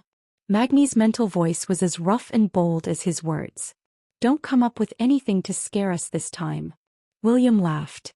Although that was what he said when Duque revealed his plan. Magni, who seemed to be participating in the discussion in the room, staggered and almost fell to the ground. William, who was holding his cheek with one hand, almost knocked his head on the conference table. Turalian was dumbfounded. Alexstrasza almost slid under the chair. Only Queen Sylvanas was rather pleased. The five guys roared in the small discussion group in the Spirit Sea, F***CK. Duque pursed his lips. "This is for the sake of victory." The five fellows were speechless. "Are we really going to do this?" William smiled bitterly. "Yes. All right, you're the boss, you call the shots. Anyway, I have a stone brain, I can't think of such things." "William, what's the word that Duque often uses to describe sly people?" Magni asked. "Old sly bastard." William did not bat an eyelid and sold out his senior, Duque. "Yes, old sly bastard. We won't participate in the internal conflict between you and Kill Jaden. Anyway, we'll just do whatever you say." Magni was rather straightforward. August of the 36th year of the Dark Portal, 5 months after the Burning Legion launched an all-out attack, the Allied forces began a frenzied interception mode. Almost all the aerial forces were sent to the Void battlefield to intercept the Burning Legion's starships. At the same time, Duque stepped up the destruction of the army's teleportation portals. This greatly weakened the army's replenishment of demonic soldiers. At the same time, the Allied forces gathered more than 5 million troops to attack the tomb of Sargeras. After fighting in the day, they shot more than 10,000 flares per hour at night, illuminating the entire sky region as if it was daytime. Continue fighting. Every unit was on the list of attrition warfare. They simply disregarded casualties. As long as the exchange ratio was reasonable, they would fight until they lost 30% of their troops before being allowed to rest. After quickly replenishing new soldiers and armaments, they would be pulled back to the front line in less than 5 days. Chapter 2041. Duque seemed determined to pour all the weapons that the Alliance had stockpiled for 10 years into the tomb of Sargeras within a week. It was very easy for anything to go from quantitative change to qualitative change. When the Alliance unreasonably used a large number of holy light weapons to bombard the target area, all defenses became mere decorations. The lack of a large magic formation was the biggest failure of the Burning Legion in the tomb of Sargeras. At first, Kill Jaden secretly ordered the Apocalypse Guards to fly into the sky to intercept the incoming shells. But the results of the battle soon proved that the demons were good at attacking and not good at defense. Asking this group of people who only knew how to kill and kill to form a defensive formation or something was too difficult for this group of rough men. Kill Jaden felt like he had shot himself in the foot. Since 25,000 years ago, the Burning Legion had been helpless against the anti-Titan formation of Azeroth. The powerful space seal made it difficult for the demons to enter the planet from the outside, unless they had the powerful energy of the planet as a fulcrum. But even with the support of the Well of Eternity in the Ancient War, the demons' military force did not exceed 100 million. The number of demons entering the planet never exceeded 10,000 per hour. Many battles proved that whether the Burning Legion could gain an advantage was closely related to whether they had a local energy source, and whether the local army could react in time. If they reacted in time and cut off the energy source of the portal, the demon army would be a problem. Zhou Xian would never have thought that if it was at this point in history, 3 of the 5 dragon aspects would have fallen in Azeroth, leaving only Alexstrasza and the second Blue Dragon King Kalecgos. This caused the space formation of the Void battlefield to collapse, and the Burning Legion would be able to enter and exit at will. In this life, the Alliance's reaction was too fast. That premeditated ambush made the Burning Legion very uncomfortable. Moreover, the existence of the 2 satellite fortresses around the planet brought irreparable damage to the Burning Legion. Things like planet destroyers were gone once they exploded. Without the planet destroyers, the Burning Legion's military force was greatly reduced by the assault ships. This was why Zhou Xian couldn't launch a counterattack under the Alliance's fierce attack. Bastard! Bastard! Bastard! At the bottom of Sargera's tomb, the egg was cursing. "Commander, what do we do now?" an Abyssal Lord asked. The egg waved its crimson claw. "There's no other way. The key now was to lure Duke Marcus into Sargera's tomb. As long as he, the strongest demigod proficient in spatial magic, falls into our trap, then the situation will open up." That's right. He didn't even need to kill Duque on the spot. Just the energy shielding effect of Sargera's corpse alone could prevent Duque from controlling the entire alliance. Zhou Xian believed that once the alliance lost Duque, all military coordination would drop by more than a level. After all, not many of these native beings were proficient in space warfare. With the Dragon Sleep God Temple's method, the Burning Legion would definitely be able to play around with those big lizards in the Void battlefield. Once the number of demons had increased, they would be able to send out more Eridar wizards to open the portal and send in more demons, creating a snowball effect. "Commander, what if that Duke Marcus doesn't come?" "Impossible. He should have guessed that I've already descended here, but he can't confirm my existence. My secrecy is absolute. Even if he confirmed it, he wouldn't have the courage to let me go. As time passes, our Burning Legion will be able to revive Lord Sargeras in Azeroth." Titans were too huge. During the Ancient War, Sargeras had desperately shrunk his body in an attempt to squeeze into the portal. But no matter how much he shrunk himself, the mass of a Titan and the energy contained within his body couldn't be easily changed. Thus, Sargeras's plot was to cut himself into pieces and transport them over bit by bit. Finally, he would be reassembled in Azeroth, which meant resurrection. Finally, he achieved the mission of dealing with Azeroth. That was how he had used a clone to come to Azeroth and kill Aegwynn. Then he hid his soul in Aegwynn's stomach, and finally used Aegwynn's son to smash Medivh to cause trouble. Now this plot had reached the final step, resurrection. It wasn't that easy to resurrect a fallen Titan. Not only did it require powerful energy, but it also required a large amount of blood sacrifice, as well as the soul and flesh of a child of destiny. Originally, Sargeras's target was the child of destiny who carried the fate of light and shadow, Illidan. After gouging out Illidan's eyes, Sargeras had left enough foreshadowing. This was a very mysterious plan of moving in the dark. But when the Legion arrived again, Zhou Xian, who had secretly descended to Azeroth, discovered a serious problem. Something was wrong. The first thing was that Illidan wasn't dead. Originally, if Illidan had died, Dan would have stolen Illidan's body. In addition, Illidan had already sacrificed his soul to the Legion and stored it in the Twisted Nether as a primer to resurrect Sargeras. The second thing was that Illidan didn't seem to carry more of the power of destiny in Azeroth as they had initially thought. These 2 points directly led to the fact that if Sargeras was resurrected like this, his strength would definitely be weaker than originally expected. That was very awkward. After descending to Azeroth, Zhou Xian went through a series of evil rituals and finally deduced that if he wanted Sargeras to be resurrected perfectly, he would need at least one more soul as a sacrifice. That was the soul of Duke Marcus. Unknowingly, this magical human had already obtained the trust of the Star Soul of Azeroth in one battle after another, and dominated the fate of the entire planet. As the child of destiny, he was even more valuable. In a sense, it was his great achievements that made the Star Soul willing to give him more power and place more hope on him. So if he wanted to destroy Azeroth and resurrect Sargeras perfectly, he had to catch Duque. This was the reason why Kil'jaeden had been holding back when he launched the Legion's invasion in the past few days. Originally, Kil'jaeden was prepared to fake the competition and let these natives be a little more. He didn't expect these native creatures to be many times stronger than 10,000 years ago, no, even 36 years ago. Without his permission, these mortal creatures used their own methods to destroy the Burning Legion's army with incomparably violent momentum. Chapter 2042. Fire. Fire. Fire. Don't be afraid of running out of ammunition and cannons. Our commander has already filled every warehouse with those things. Bulang yelled. The Holy Light rune cannons were quite effective against demons. However, they were a little troublesome when used in the military. The lifespan of the cannons would decrease with the accumulation of large amounts of Holy Light elements. After firing 200 rounds, a tank's cannon would become useless. Otherwise, if the Holy Light elements were too dense, the cannons would experience metal fatigue and shatter. In order to maintain the balance between light and shadow and fire a certain number of times, they even had to find shadow potions made by warlocks to be used as lubricant to irrigate the cannons.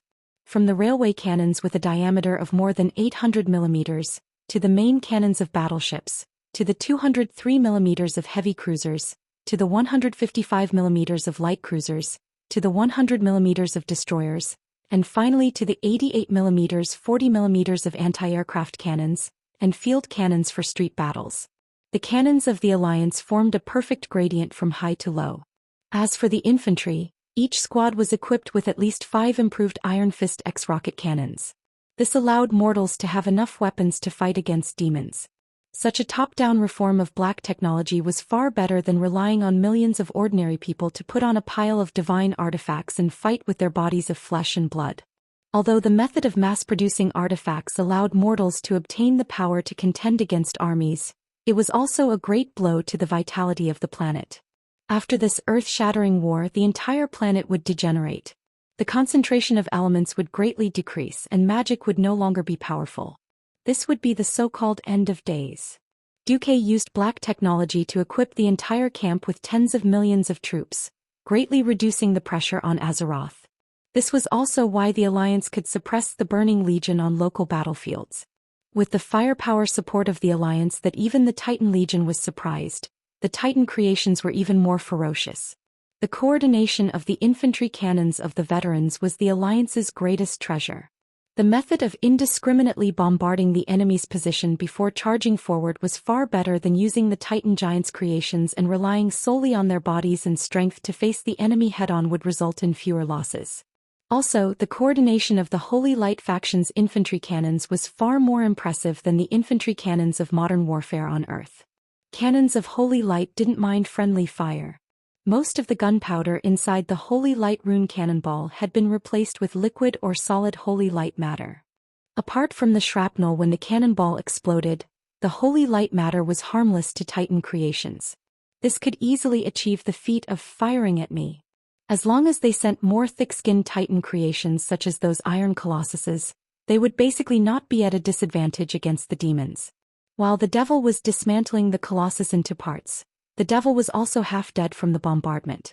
With Duque's accumulated good karma, the Titan powerhouses that he had saved so many times had become the biggest factor in their victory. Attack! Mimiran's electronic eyes flickered as he shouted from the safety of Naxxrama's command post.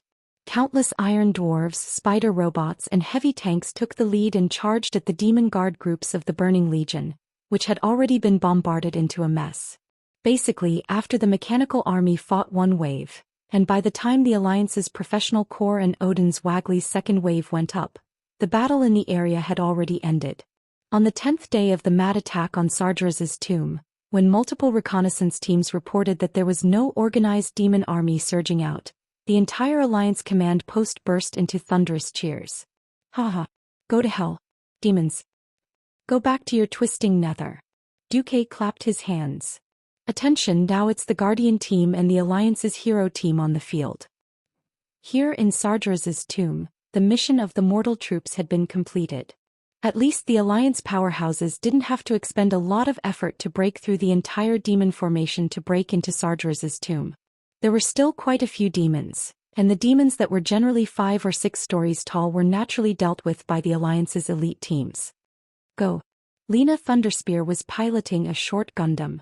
She leaped into the air and her mechanical short legs made a posture similar to a moonwalk. Then she smashed a 3-story tall Abyssal Lord-type demon with a hammer. The Lord of the Abyss was a species that was used for charging. Dodging and whatnot didn't exist. When a head-on attack didn't work, it would turn into minced meat. 2 Shivalos rushed up and shot a series of ice arrows at Milhouse Mana Storm on Lena's Gundam, turning it into a sieve. The second-tier heroes of the Alliance used their mechas and their martial strength to open the way for the Alliance's most elite assault force.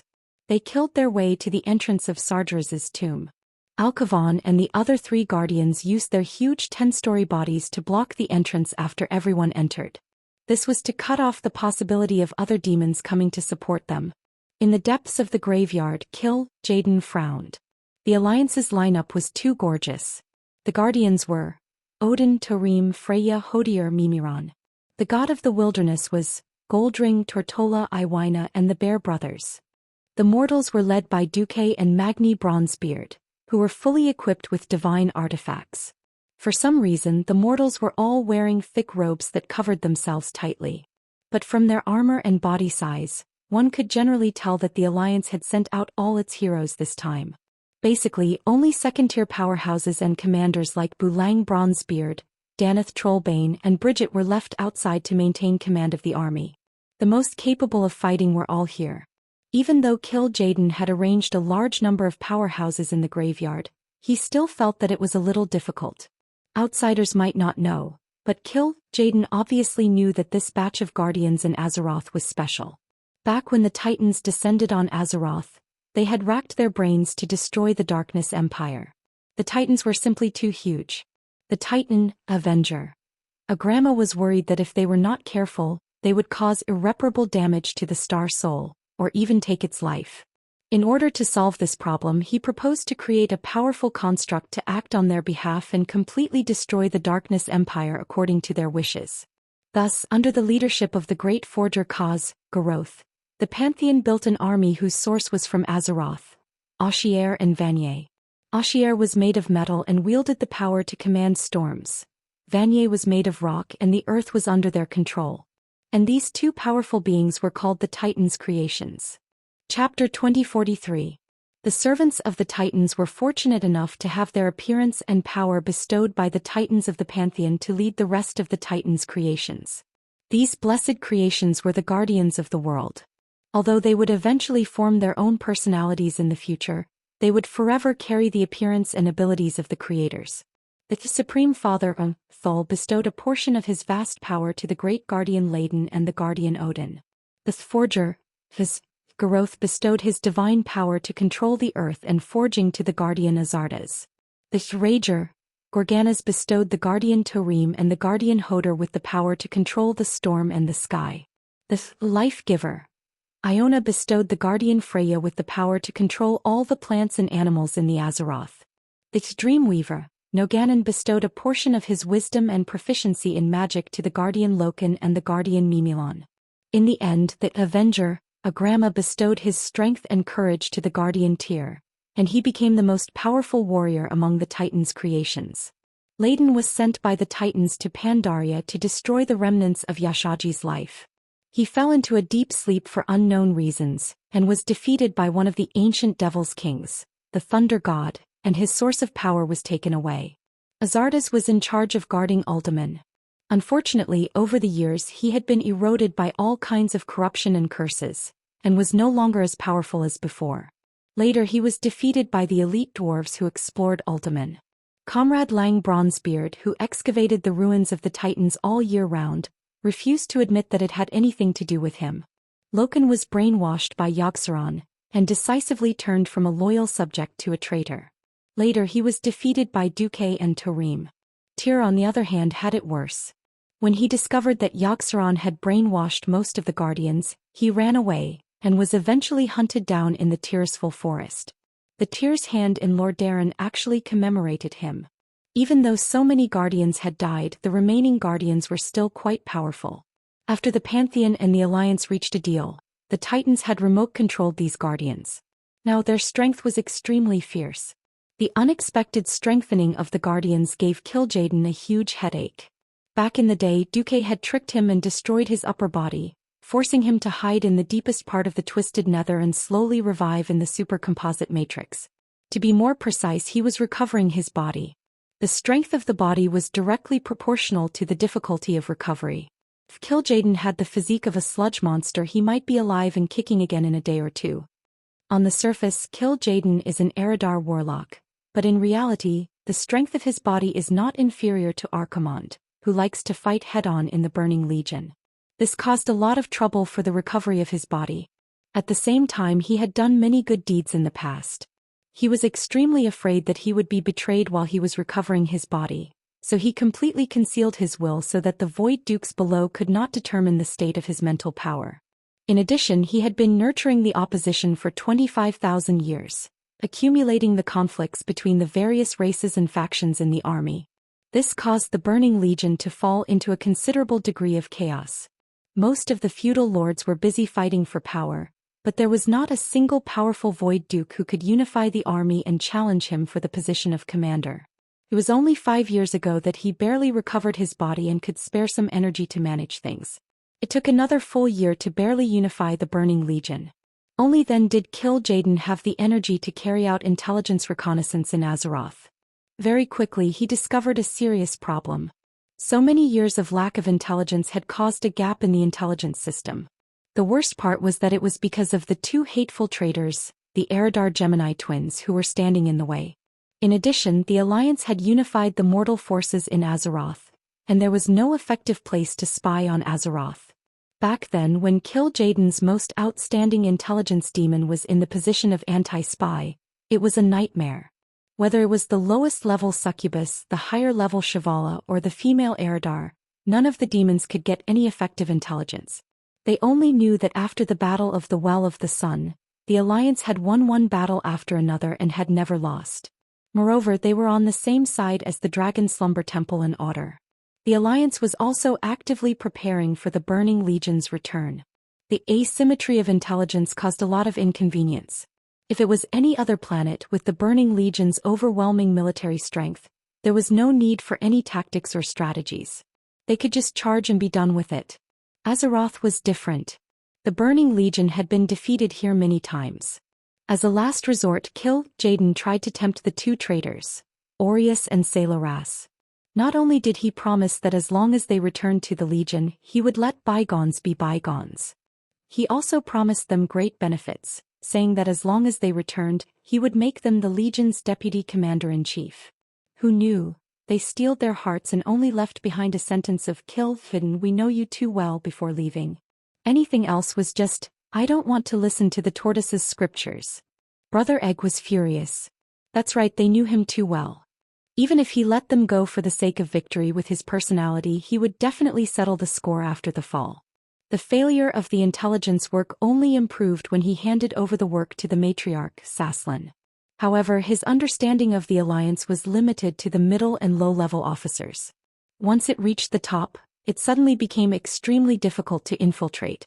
All the high-ranking generals, nobles, and their families were protected by paladins from the Silver Hand and holy priests from the Church of Holy Light. Even if the high-ranking officers didn't believe in the Holy Light, they would be baptized by the Holy Light and Holy Water on a regular basis. In order to hoard arms and food, the Alliance implemented a national rationing system, which made the value of private property temporarily fall to a negligible level. Without privatization, there was not too much greed. And the desire for survival could continue to maintain the Alliance's enthusiasm for production and work from top to bottom. Races were about to go extinct and the planet was about to be destroyed, so don't talk about the 8-hour workday and human rights. Although Kil'jaeden also knew that the best countermeasure to deal with such a tense approach was to ignore it and attack from the back, his boss Sargeras refused. It was precisely the asymmetry of intelligence that caused problems in Kil'jaeden's formation. Because there were too many strong people on the Alliance's side, Kil'jaeden had to change the original method of each leader guarding the checkpoint to a swarm. Chapter 2044. On the second floor of Sargeras' tomb, Kil'jaeden chose the largest underground square and let several leaders swarm over. Gross, a once incomparably powerful lord of the abyss. As punishment for his past failures, Gross's entire body was covered in burns. The current Gross was like the hellfire of the army, his entire body seemed to be made of burning green stones. Apart from the four-legged dragon-shaped lower body and the fat upper limbs unique to the Lord of the Abyss, it was basically impossible to tell that he once had a noble identity. Every movement of the beast caused his flesh to crack and crackle, and at the same time, it was accompanied by endless pain. As a powerful combat creature, he was appointed by Zhou Xian as the first boss of Sargeras' tomb. He was happy to inflict this pain on all those who challenged him. Whether it was as the Lord of the Abyss or the current molten monster, he was always at the front. "Ah, for the army!" he roared and rushed towards the wall of flesh and blood formed by the huge guardians. Just as he was about to rush in front of the Alliance powerhouses, this molten monster fiercely smashed the ground with its two thick front legs. The earth was surging and green lava that could be seen with the naked eye passed under the solid floor, arching up an entire row of floor tiles with a crackling sound. When the molten was about to rise into 3 black lava pillars that would take 10 people to wrap their arms around, the Ice Guardian Hodier shouted, "I'll do it." The huge frost axe fiercely struck the ground, and a wave of frost elements that were even more powerful than Gross was injected into the ground. At the same angle it met the lava flow head-on. The lava flow, which had yet to fully unleash its violent destructive power, directly cooled down. Even the lava pillars were instantly brittle and shattered on the spot. Not only that, but the huge wave of frost that was pressed back even rushed out of the ground and completely froze one of Gross's legs. "Demon, let me, Hodier, have some fun with you." The 10-story tall guardian stood in front of the 5-story tall Gross. It's a little like the big bullying the small. On the other side, that fiend tribunal group launched a surprise attack. They were aiming at Freya, who was standing a little outside. Zhou Xian had long expected that the mortal army would invade the tomb of Sargeras, so he summoned his best hunters, Autigon and Belloc, to surround the invaders and prevent them from using the Pillar of Creation to go deeper into the underground city. Unfortunately, if they were used against mortal experts, they would be quite powerful. But his opponent was Freya, so it was not enough. The moment Hodor counterattacked Groth, the demon duo's giant scythe sliced through the Nature Guardian's neck, and a gust of demonic wind blasted Freya's body. It seemed that Freya was in a miserable state. If she was a mortal expert, she might have been defeated by this combined attack.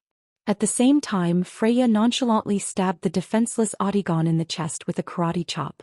Under the shocked gazes of all the demons, a vast expanse of green, the green light representing nature, exploded on the demon lord's chest, and a large amount of smelly flesh and blood slowly fell from the air.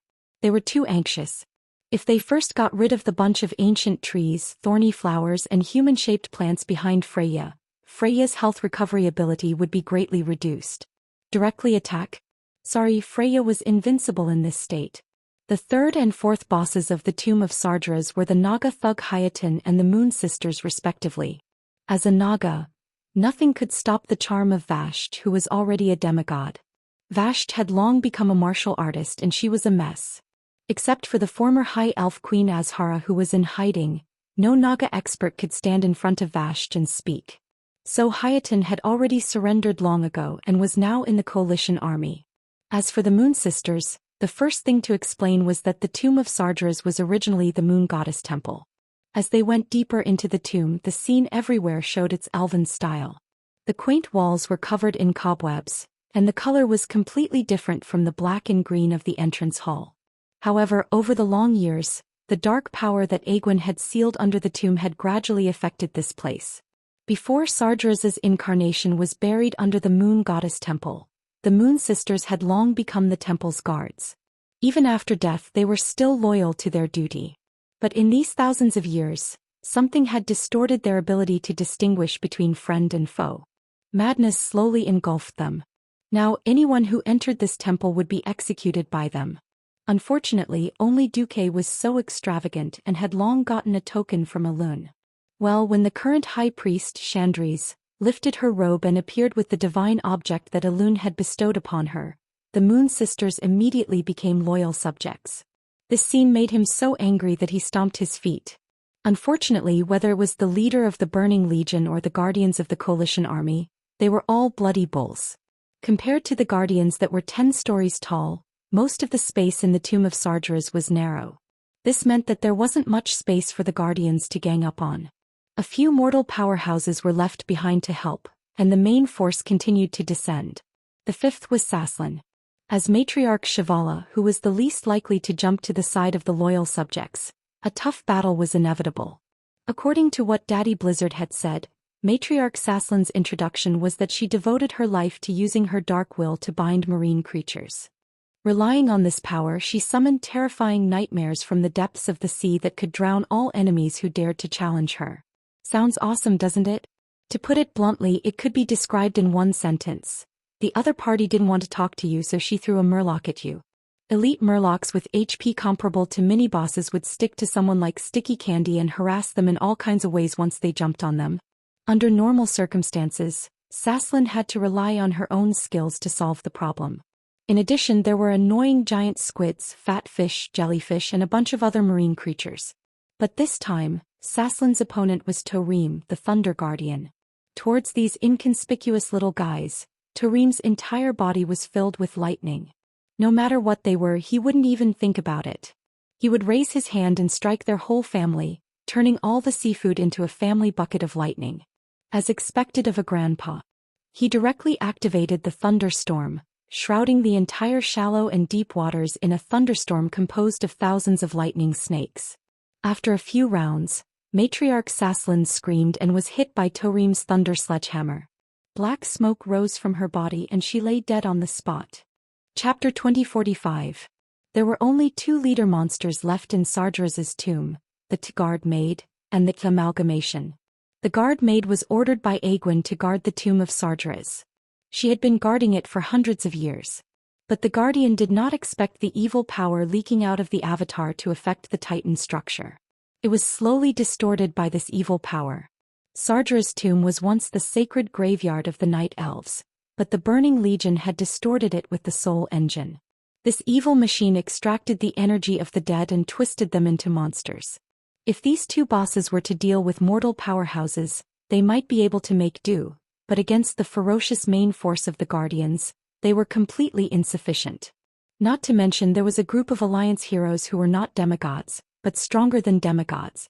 Even if they deliberately used magic cloaks to hide their aura and energy waves, Jaden could be sure that these guys with divine artifacts, even if they had not officially stepped into the divine realm, could exert combat power no weaker than a low-level demigod. Talagagon Mote. At the bottom of the tomb of Sargeras, Jaden cursed.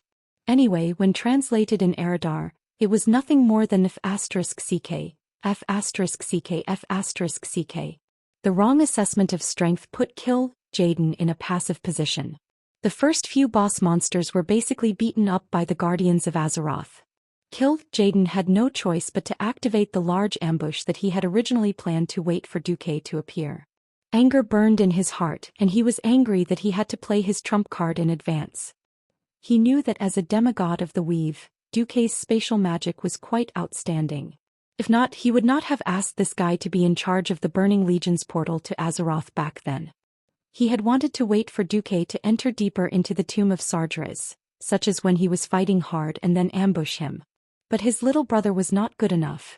If he let the Guardians go deeper, it would seriously hinder Lord Sargeras' resurrection plan. Jaden waved his claws and ordered, "No more waiting. Hold them off for me. I'm going to use the third plan." For Jaden, who was used to tricking people, it was a shame to have to use the third plan. Back then he had swindled Nazul to the point where his entire clan was almost wiped out. Even his body had been smashed to pieces, and he still had to continue working for the army for free. But now both plans had failed. The first was to trick Duque, which was the most ideal. The second was to take out Illidan from the main Azeroth timeline and use his body, which had been injected with Sargeras' energy and backup, as a resurrection material. Unfortunately, neither of them would work. The third option was a little weak. Jaden raised his hand and a space-time door from another timeline opened. The 2 powerful Void Lords personally carried out another corpse of Illidan. Damn it! This was not the main timeline. This guy was too weak. If the Great Lord Sargeras wanted to use this to resurrect, he would have to expend a lot of energy. Jaden cursed. The flames that lingered around his huge body made the experts in the army feel that the heat was unbearable, and there was a terrifying sense of suffocation.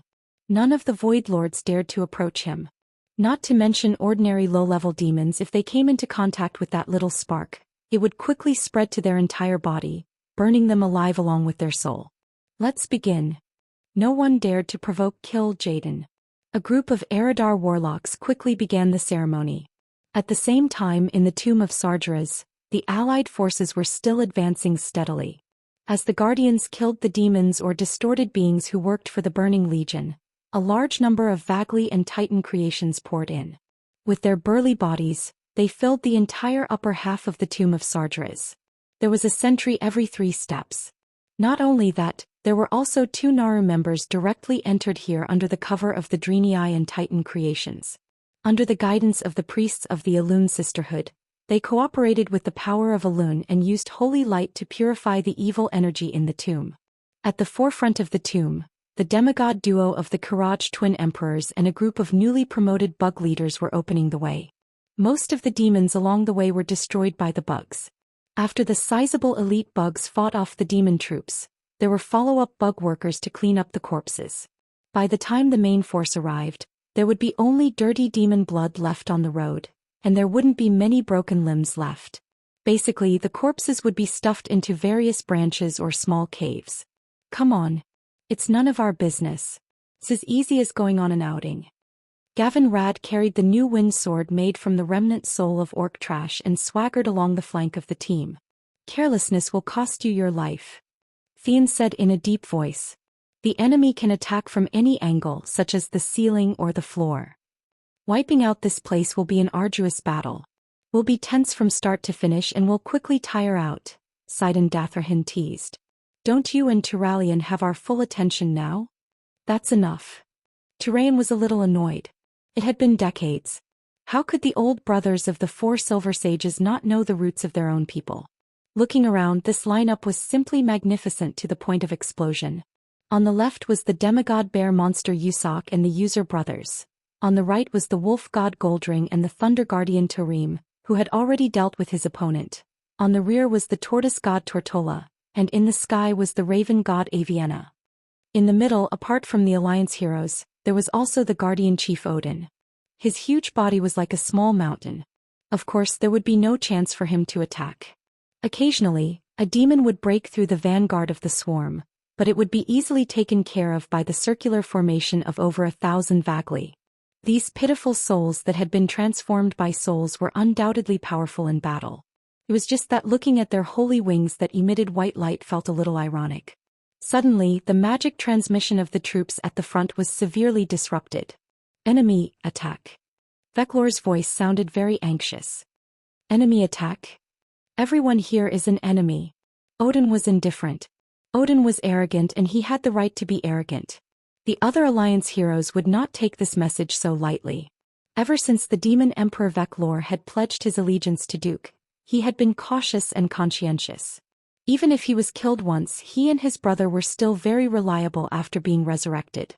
As an old subsidiary race of the Alliance leaders were very clear about the battle prowess of the Kiraji insect people. Something that could make Veclor jump had to be quite troublesome, or an enemy that was beyond the Twin Emperor's ability to deal with. Level 1 combat readiness. William had just shouted when 7 or 8 huge black shadows had already whizzed over, almost in a row. They charged out of the darkness and broke through Vagli's line of defense in an instant. Chapter 2046. Kazakh. Someone in the Alliance immediately recognized the huge demon that was charging at the front. It's him. It's not him either. His soul is very mottled and it's almost not his original body. He's probably become another existence after some kind of enhancement, Thrall shouted. The former chief of the tribe and now a shaman master belonging to the Alliance, Thrall's attainments in the field of souls could be said to be at the peak. His words were authoritative in this regard. Everyone immediately understood. Kazakh was already an old enemy of the Azeroth people. According to the original history, he would appear at the time of the King of Draenor, as Overlord Kazakh. In this life, from the inexplicable appearance of Karazhanli to the Battle of Mount Hyjal, Kazakh had appeared twice in total. Of course, Duque would not forget Kazakh. After all, without the entire time of the King of Draenor, the enemy that appeared inside was likely to be delayed until now. Duque guessed correctly. Everyone immediately matched this guy with the information that they had received in advance. According to the plan, Magni Bronzebeard's body suddenly swelled up like a gust of wind, and in 3 seconds he turned from a tiny crystal man into a Terminator-level giant that was 10 stories tall. He waved the Balrog hammer, which also grew in size, fearlessly facing off against the boss of the Apocalypse Guards. It wasn't just him. A tall and thin figure in the crowd suddenly tore off his robe, revealing a handsome face and a head of brilliant blonde hair. Kale, that's Eversong, the former elf prince, now fought as the demigod of the fire element of the Azeroth. Suddenly his body burst into flames and he and his phoenix, Ao, merged into one. The image of the flaming phoenix behind him opened up with a whoosh and let out a clear cry. He and Magni combined the power of 2 demigods and launched a frenzied attack against Overlord Kazak. However, their combination would soon be forced to separate. More Burning Legion Void Dukes arrived. King Galaxus, Prince Malchezer, Eternal Secressa, Tyrant Vihari and Queen Calitris of the Eridar race. The Dreadlords faction consisted of Kasranatar, Sesovar the Corruptor, Modophalos and Male Ficus, Shavara, Mother Harith, Mauvorans. The representatives of the Dread Guardians were Aomer the Scarless and Ambassador Helmer. The Darksider Lord General Surkar Batug. Many of these evil sect leaders had been beaten up by the Alliance and even killed. However, after their souls returned to the Twisting Nether, they were resurrected and appeared before the Azeroth Coalition army in a brand new state. Perhaps some of them had already lost most of their souls when they were killed. So what? The Burning Legion was famous for their inhumanity. What Kil'jaeden needed was their combat power, so he mixed them with the souls of many low-level Void Dukes. His mottled soul caused his spellcasting ability to be greatly reduced. It didn't matter as long as they could still use their powerful bodies to fight. The Tomb of Sargeras, which wasn't spacious to begin with, became extremely chaotic after so many big guys squeezed in. It was almost impossible for mortals to find what could be called a safe foothold. A second ago that place might have just been trampled by Odin's big foot. The next second, it might be the great demon's goat hooves trampling over it. That kind of chaotic battle was like a pot of porridge. Fortunately, the heroes of the Alliance had long since adapted to this kind of chaotic battle. Even if they were scattered for a while, they could use various class skills to find a way to gather together with their companions. Originally, if it was just these Void Dukes, the other Titan creations and Vargris could come to help. Unfortunately, they also had their own enemies that they had to deal with. Countless elite demons flew under the not-so-high dome of Sargeras' tomb. 1 row, 2 rows, 3 rows. These demons formed a formation and penetrated the darkness, trying to break through the Vargris formation and occupy the top of the Alliance army. The Vargris who could fly were not to be outdone. They almost immediately launched tactical maneuvers in mid-air. While dodging the rain of shadow arrows and fireballs, they attacked the demons with white and gold light beams of holy power. Even though they tried their best to intercept them, many flying demons still swooped down and attacked the Alliance heroes below. There were too many demons. Archers like Hadron Brightwing and Chandri's Feathermoon couldn't shoot all of them. For a moment, Chandri's wanted to use a big move. Unfortunately, using the debris of the stars against these elite demons was a little too wasteful. In this underground tomb that was shrouded by Sargeras' evil power, Elun's power was greatly weakened and she could barely borrow it. It could be said that the power of the moon goddess decreased with each use. Chandri's gritted her teeth and continued shooting. Malfurion raised his oak staff. He raised his head and waved his hand. A spherical wall made of vines immediately appeared above the heads of the mortal heroes. Then he pushed forward again and the wall of vines immediately extended forward. The swooping demons had no time to dodge and they directly crashed into the wall. There was no continuous sound of hard objects colliding. Instead, it was like a spider web catching flying insects. Ugly figures wrapped in evil power were stopped, and thin vines pierced into the bodies of these demons. Soon after a few convulsions, these demons kicked the bucket. Even with Malfurion's vine shield and Alonso's Veil's wide area holy light shield, everyone still felt like there was a rain of demons above their heads. Countless demon limbs and flesh fell with a pitter-patter, and the ground was covered with a layer of stinky stuff. It seemed like the Alliance army was on the verge of collapse, but with the Logia powerhouses supporting them they could wear them down. Especially after the Guardian of Life, Freya, returned, they were as firm as a rock. No matter how the demon army attacked, the Alliance army didn't move. There were so many demon corpses that they blocked their own path forward. This caused the Burning Legion to start a frenzy of fire. It wasn't just in the tomb. Around the tomb of Sargeras, more than 100 large and small portals with a diameter of 2 to 30 meters opened in one go. From the smallest imps and hellhounds to the larger hellfires and fell reavers, they all rushed out to counterattack the Alliance army's position. Fierce battles broke out both inside and outside the tomb. However, Kil'jaeden was still unhappy. He suddenly realized that something was wrong. Many female heroes were missing from the Alliance army. To be precise, none of the women around Duque were around. Chapter 2047. This was definitely not normal. If it was an ordinary woman, she would leave her at home in a safe place and even hire the best guards in the city to protect her family. That was the right way to go. Just like Varian. Although he fought fiercely, he would never bring his queen to the front lines. Duque was different. The women Duque could count were all from the Alliance's hero squad. Even Kalia, who was known to be weak in combat, was an archbishop. Elucia also had the identity of a radiant moon mage. Queen Sylvie was a demigod and Jaina was stuck at Breaking Dawn. She was actually waiting for Duque to advance before following him. Even Duque's rumored ambiguous relationships, Vashj, Isra and Onyxia, were all demigods. And then there were the professions.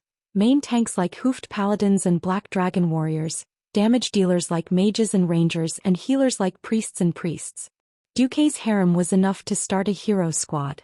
The world's best fighting family was how the entire Alliance described Duque's family. Duque's family had also become the core of the Alliance's hero squad. But now none of Duque's women could be seen. Duque's plan had obviously worked. He had concealed it very well. At first, the Alliance's formation was full of guardians and god of the wilderness. In addition to the densely packed Wagri and zombified Zergs as well as the guys in charge of covering for them, they were all in godly equipment. Just by looking and sensing from afar, it was impossible to know how many Alliance heroes there were in the Alliance. The Burning Legion could only use this kind of all-out attack, relying on the high-tier Void Lords who could fight to break through the Alliance's formation and drag the situation into a chaotic battle. Only then could they see the full strength of the Alliance. The Alliance was definitely not weak, but Duque, whom Kil'jaeden valued the most, and Duque's women were all absent. This made Kil'jaeden feel that something bad was about to happen. What could be more important than stopping Sargeras from reviving on planet Azeroth? Kil'jaeden couldn't think of anything at first. Normally speaking, it was impossible for any existence or force to be a match for the Burning Legion. Even the Pantheon couldn't do it, let alone in this battle. The Pantheon had only sent out a group of Guardians and Titan creations. In the past few years, the number of Guardians that the army had destroyed was at least in the 5 digits, and the number of Titan creations was in the hundreds of millions. Then why didn't Duque come? Suddenly, Kil'jaeden thought of a frightening possibility. This thought was like a poisonous weed, like a crazily growing vine, growing wildly in his vicious and fiery heart. Kil'jaeden couldn't hold it in any longer. He gave up on supervising Wizard Eridar's resurrection ceremony and charged forward on his own. He rushed out from the deepest part of Sargeras' tomb and joined the battle. Be careful. It's Kil'jaeden himself. The appearance of the egg was easy to recognize. There weren't many red-skinned demons as large as him to begin with, and with the ultra-high temperature surrounding his body, even gods and demons feared him. Regardless of whether it was his own people or the allied forces, most of them avoided him until he met a giant with a body that was practically a standard muscular man. The first thing that came into view was the fiery red flame beard. This big beard was like a bright lamp. Even if a demon accidentally bumped into it, he would be burned to death by the high temperature of the beard. The square-shaped armor was dark gold in color, but in fact this armor was more of an ornament. This giant only had a pair of freaking wrist guards, a pair of leg guards, an umbrella-shaped belt, and a winged helmet on his body. There was no armor on the rest of his body, and the bulging and clear outline of his muscles was exposed to the air just like that. However, even though his upper body was bare and he was dressed in a pair of red Spartan underpants, the bluish-green muscles on his body were not real flesh and blood. This was made up of super hard Titan composite material. It had super hardness and toughness and could also change shape at will when needed. He was Odin. As the chief guardian, after being personally strengthened by the titans of the pantheon, Odin became even more ferocious. Seeing such a small egg Kil'jaeden rushing towards him, Odin immediately used the Spear of Light. The huge golden spear that was longer than a football field was even more visually shocking in this space that was not too spacious for the giant guardian. In the next second, Odin exhaled and shouted. The muscles all over his body that were stretched to the extreme seemed to turn into a rubber band that was stretched to the extreme, and he threw the spear out in an instant. Kil'jaeden raised his hand and raised a ball of flames that clashed with the Spear of Light. Unfortunately, the hellfire that was condensed in a hurry was pierced through by the spearhead that was blooming with light, and Kil'jaeden suffered a fierce blow on the spot. Kil'jaeden, who refused to admit defeat, returned the favor on the spot, and a dazzling blue halo suddenly appeared under Odin's feet. In less than half a second, the halo exploded with a loud bang, and its powerful shadow energy caused even Odin, a 10-story giant, to stagger and fall forward. This was the egg's killer move, Fragmentation Singularity. Both of them suffered a fierce blow, but for both of their extraordinary physiques, it did not hurt. It did not itch. At their level, the traditional sense of Achilles' heel no longer existed. Of course, there was no dodging or anything like that. Two large humanoid creatures with powerful energy competed in each other's defense, vitality, and the ability to cause damage to the enemy. The shadow magic of chicken and egg was powerful. Odin's power of light was also very powerful. Kil'jaeden seemed to realize that Odin was not an opponent that he could kill in an instant, and he also calmed down from his anger. When a high-grade Void Lord helped him withstand Odin's fierce slash, he launched a huge trap-type magic. It was a large-scale spatial transfer. The members of the entire front of the coalition army, including Odin and Thorim, the Kiraji twin emperors, and more than 10 alliance heroes, including Tyrion and Gavinrad, were involved.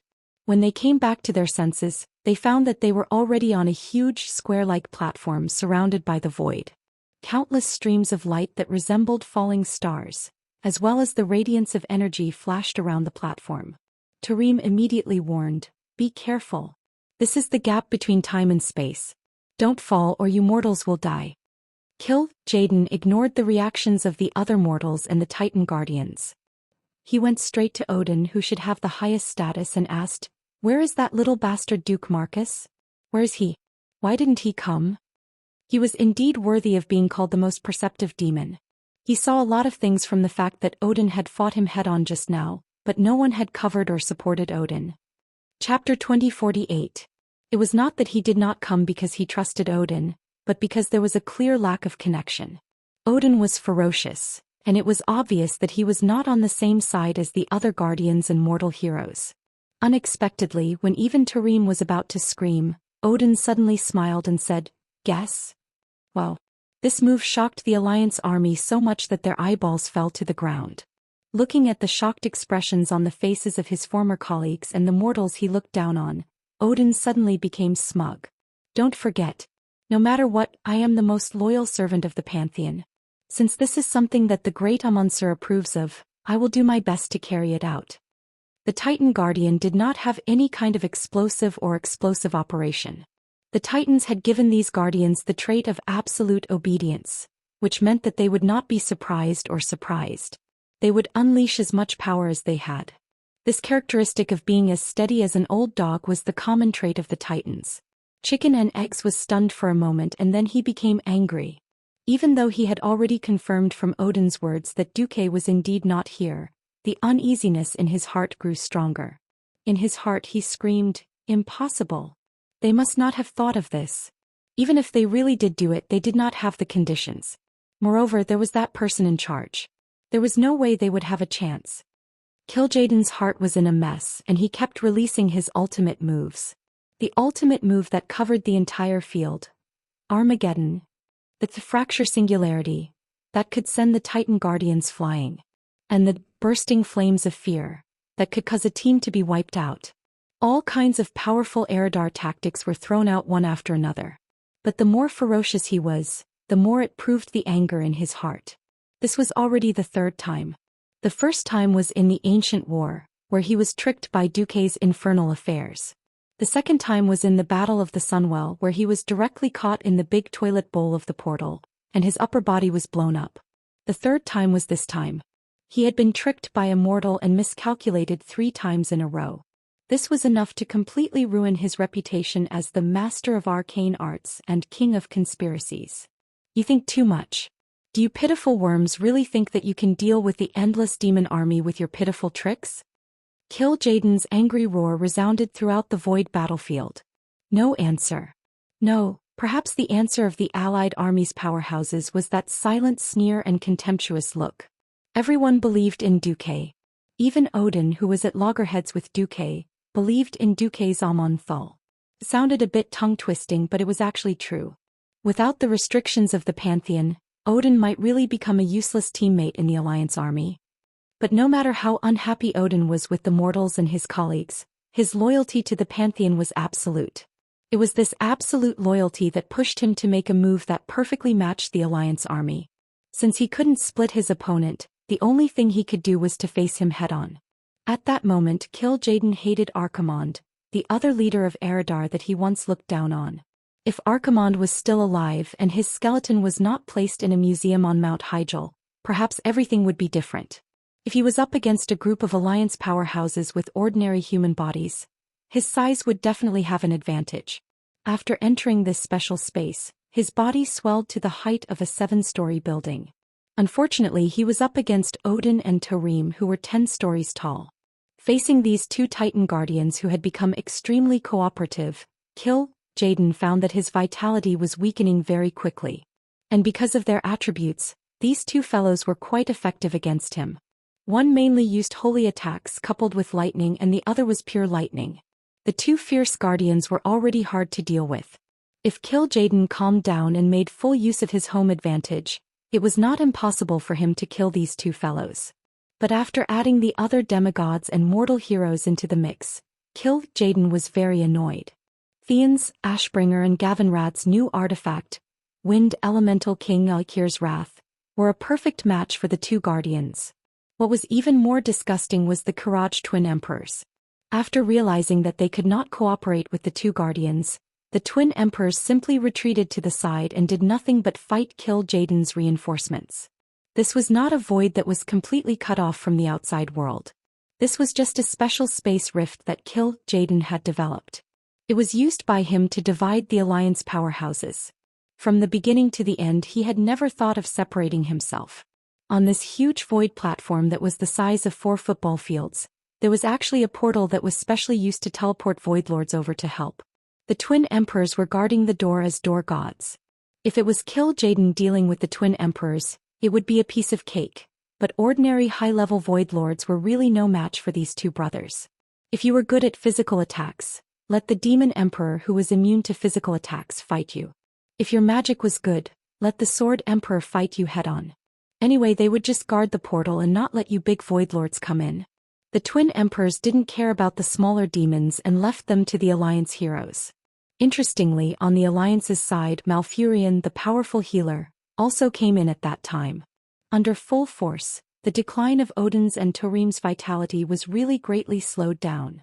Jaden was anxious because he knew that the voidlords outside were really not enough for the remaining Alliance powerhouses to kill. As long as the Alliance didn't make mistakes and didn't advance rashly, the Void Lords were more like vegetables. Hey, is it really okay if we don't advance? If we delay any longer, Sardras will be resurrected, right? Sai-Dan waved the hammer of holy light and smashed the head of an apocalypse guard into a rotten watermelon. Turayan, who was next to her, waved the Quell Zarum, inherited from Anduin Lothar, and easily chopped a Shivala lord and suddenly said, "First of all, we have to believe in Duque. Secondly, I think Duque should have reached some secret agreement with the Pantheon, such as a surprise attack." Sai-Dan wasn't a kid who had never led an army before, and he immediately understood the ultimate plan. If Duque didn't come to the front line, the only possibility was that he went to steal their nest. They went to the Twisted Nether? Sai-Dan lowered his voice. Turayan casually chopped another demon and suddenly laughed. "I guess Jaden also discovered it. Then it doesn't matter if I say it. Although Duque is secretive, his destination isn't hard to guess. There's a 99% chance it's Argus." "Why Argus?" Saidan was stunned. This has to start from someone blowing up the largest fortress in the Twisted Nether. Turayan was overjoyed and felt that there might be a demon tail wagging on his butt. Chapter 2049. Why Argus? That was a good question. Even Duque himself did not know why the Burning Legion's Achilles heel was on Argus, the planet where the Iridas originated. Unexpectedly, in that secret meeting, it was the Titans who unwittingly told Duque the answer. That was because a certain despicable and shameless Void Duke, the biggest traitor of the Burning Legion in the past 25,000 years, had used the energy recoil from the Well of Eternity to blow up the largest fortress in the distorted void. This had shocked the entire Burning Legion and enraged Sargeras for 10,000 years. It had caused the entire Burning Legion to come to a consensus. The seemingly unsolvable twisting nether was not that safe. Since Duque could set off the biggest fireworks in the history of the twisting nether in the ancient war, annihilating billions of demons, if Duque could do it once he could do it again. So even though the explosion in the ancient war did not really hurt Sargeras, kill Jaden, and the three Archimon powerhouses, it made the three of them feel like they were sitting on pins and needles. After a long discussion, they made an unexpected but reasonable decision to transfer the soul cores of the three of them and all the Void Dukes under the Legion to Argus. This was because there were two Titans guarding Argus. The Avenger, Agrima, was once one of the noble Titans of the Pantheon. After being defeated by Sargeras, he was reborn as a Titan of destruction by Sargeras' evil power. He was now entrenched in the core of Argus, guarding the power that could destroy the universe, and the soul cores of the three Burning Legion powerhouses. The other one was the Nirvanic, Argus. That's right, this guy was the planet Argus, a Titan born from the planet Sol. Unfortunately, from the day his soul awakened, he was destined to go astray. When Sargeras bewitched the two Iridas powerhouses, he had his eyes on Argus' soul. Because this soul had the power to become a Titan. With the constant infusion of dark energy, Argus the Terminator had become a fallen Titan around the time of the Ancient War. The two fallen Titans, Agrima and Argus, were the Burning Legion's ultimate secret weapons. If they didn't take advantage of Sargeras' resurrection in Azeroth, Archimond hadn't resurrected yet, and Kill Jaden was personally at the front lines, they could take down two fallen Titans in one go and destroy the Burning Legion's undying legend. Then, no matter how long they resisted and how many times they repeated similar battles, the Burning Legion would still not lose in the end. At this moment, more than a light year away from the Azeroth, a spaceship beyond the imagination of mortals was warping through space. This kind of space-folding technology that ignored distance and reached the destination in a way that was almost like cheating was a black technology that even Duque's Earth hadn't developed yet. In the Pantheon Temple, this kind of technology was common. Outside the porthole, there were countless flashes of light. Inside the flying shuttle, there was a slight tremor. Sitting on the captain's throne, Duque looked around. The spaceship was huge. It was originally provided for the use of Titan creations, and the bridge alone was the size of 10 football fields. His eyes were filled with gorgeous Titan-style decorations, towering pillars and Titan runes everywhere. And the guy driving the ship, it was Duque's old friend, the observer Orgarin. This giant Titan creation that seemed to be made up of constellations looked back from time to time, revealing a smile that could have been flattering. This guy probably knew that his fate was in Duque's hands. The captain's throne was so King big, it was originally meant for guardians or Titans to sit on. The seat alone was 30 meters by 20 meters, and including the protruding corners, the total area was more than 650 square meters. It was even bigger than Duque's ducal mansion in Stormwind. Feeling the space flashing by outside the spaceship, Duque felt as if he was in a world of silence. But there was a voice in his heart that was becoming clearer and more certain. This was the last battle. Crossing over from Earth, becoming a part of the surging pulse of the river of Azeroth's fate, merging into the main timeline that gathered countless lives and time branches, combining the fate of countless existences and billions of voices of resistance, finally condensing into today's situation. As long as they won this last battle, all the suffering, all the threats would end. Perhaps the competition for survival resources among the various races meant that no matter which world it was, there would never be true peace. At the very least, there wouldn't be any terrifying evil forces like the Burning Legion that would crush a few planets at the drop of a hat. Was it excitement? Was it nervousness? Was it anticipation? Or was it just a desire for closure? Even Duque himself couldn't say for sure. Hot blood flowed in his divine body. It was the roar of the elements and also the roar of his spirit and soul. But Duque's heart was extremely calm. Quietly watching the monotonous starlight passing by on the main screen, his gaze seemed to pass through the shackles of time. It was his honor to be able to join the world of Azeroth. Except for him, no one else on Earth knew that the game they loved was actually a projection in the mind of a game designer from another world. When the game designers who were jokingly called Glass Scum created the game World of Warcraft, they would never have imagined that there was such a world hidden behind their genius design concept. Duque was fortunate enough to witness the destruction of the old Stormwind city in flames. He saw the birth of a brand new alliance in flames and blood. Thanks to his prophetic ability, he changed the fates of countless masters and people. However, this great reversal of fate didn't come only from his gift. It was the struggle of all the people of Azeroth against the fate of destruction. Every hopeful person threw himself into the struggle and wrote a brand new epic with his blood and life. Heroes were born in troubled times. He thought back to the faces that should have died long ago, but were still alive and well because he had changed their fates. Suddenly, Duque felt a sense of satisfaction.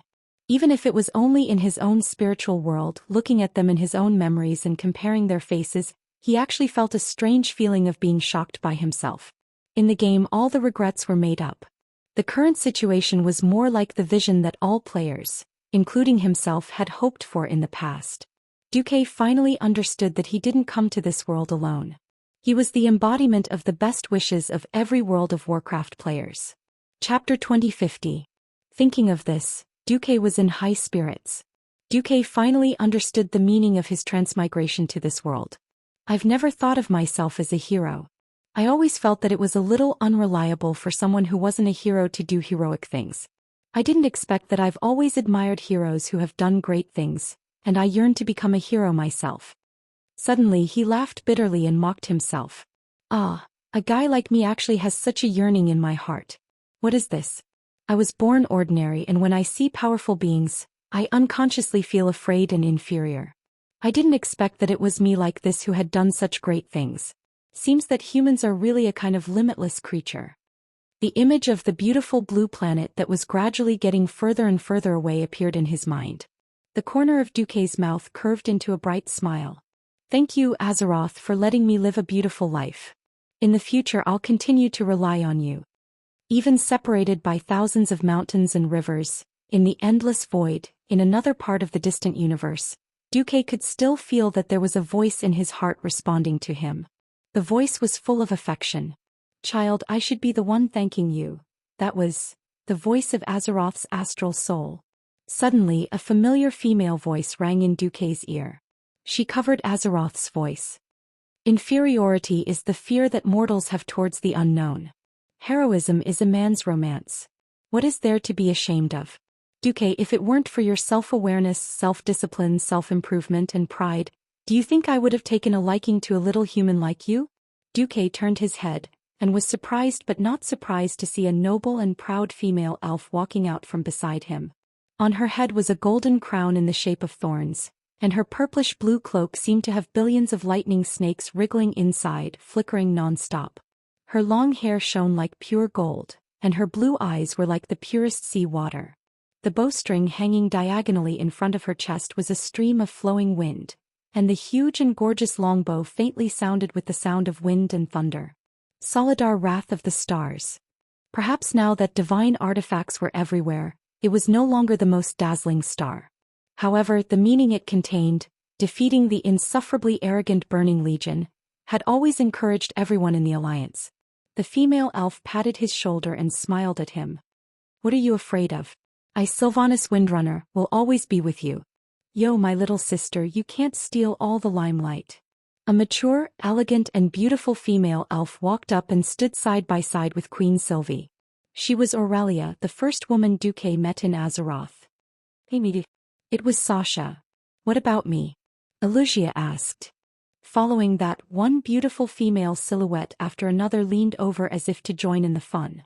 Some of them were beautiful, some were flirtatious, some were gentle and virtuous, some were bold and decisive, some were pure and holy, and some were extremely exotic.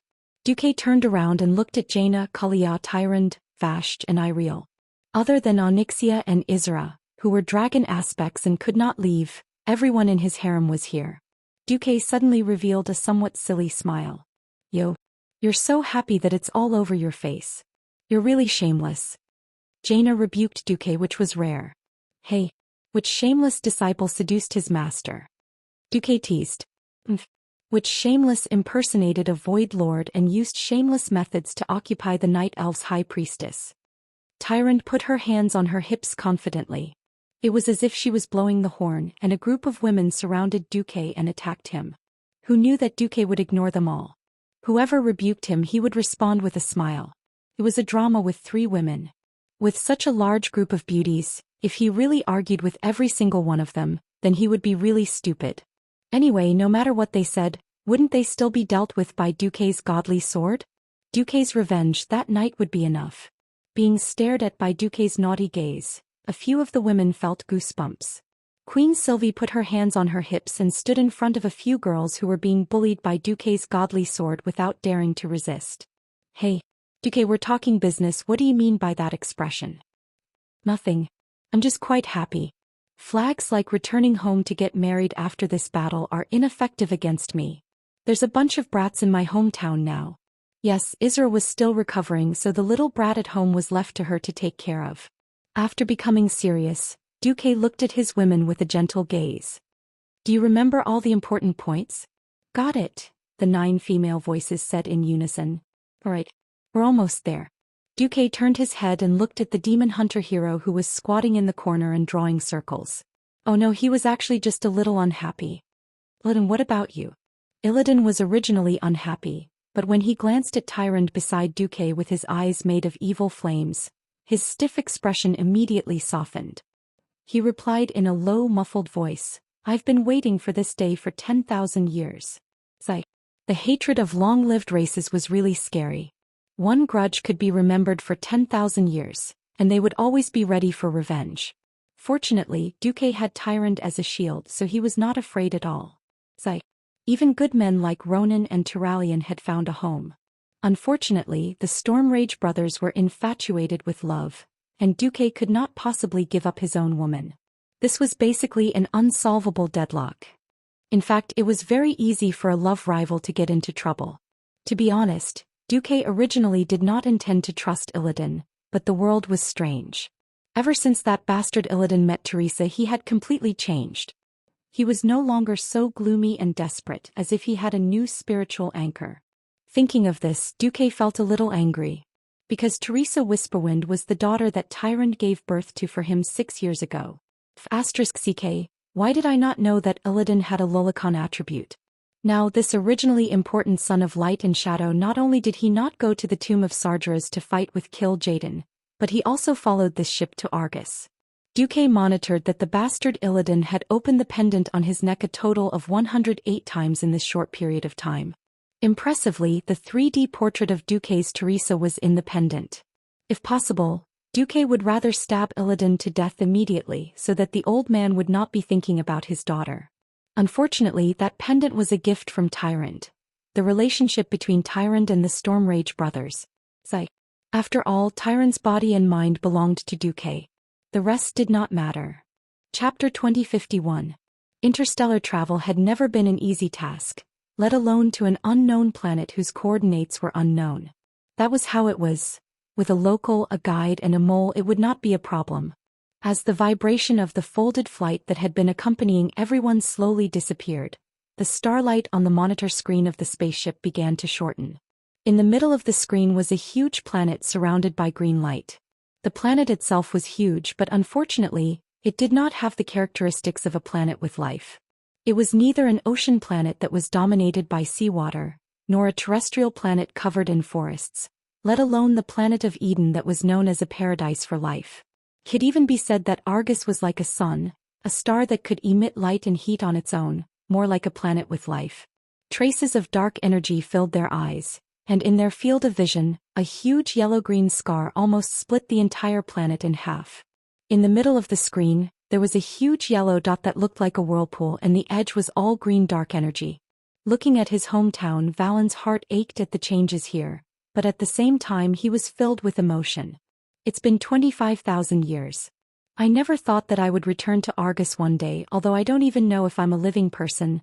Valen had kicked the bucket, but he was not completely dead. For the past decade he had been coexisting with Orgrim in the Soul Box. Until Duque reached a cooperation agreement with the Pantheon, and as the best local he was resurrected, with the help of the Pantheon. It was hard to say that this was a true resurrection because his body was half holy light creature, half metal. Just like the earth spirit who was cursed by the flesh and blood, and became a special half-earth elemental and half-living creature. Hoof comforted her teacher. Master, it's okay. As long as we win we can get Argus back. By then we can even ask the Pantheon for help to restore Argus. Duque, right? Hoof had now sold herself and of course she could only count on Duque. Duque smiled bitterly. Damn, that old thing Valen was a cunning one and I couldn't help but want to help save another planet. But Duque still nodded. Don't worry, as long as we can really defeat the Burning Legion, Argus is nothing to the Pantheon. They won't want to see a planet that can constantly resurrect demons. With that said, Duque complained in his heart. If it weren't for the sake of the Alliance based on the Pantheon's temperament of purification at the drop of a hat, they would probably blow up Argus directly. Even though Valen had confirmed it a long time ago, he still felt comforted when he heard the news from Duque.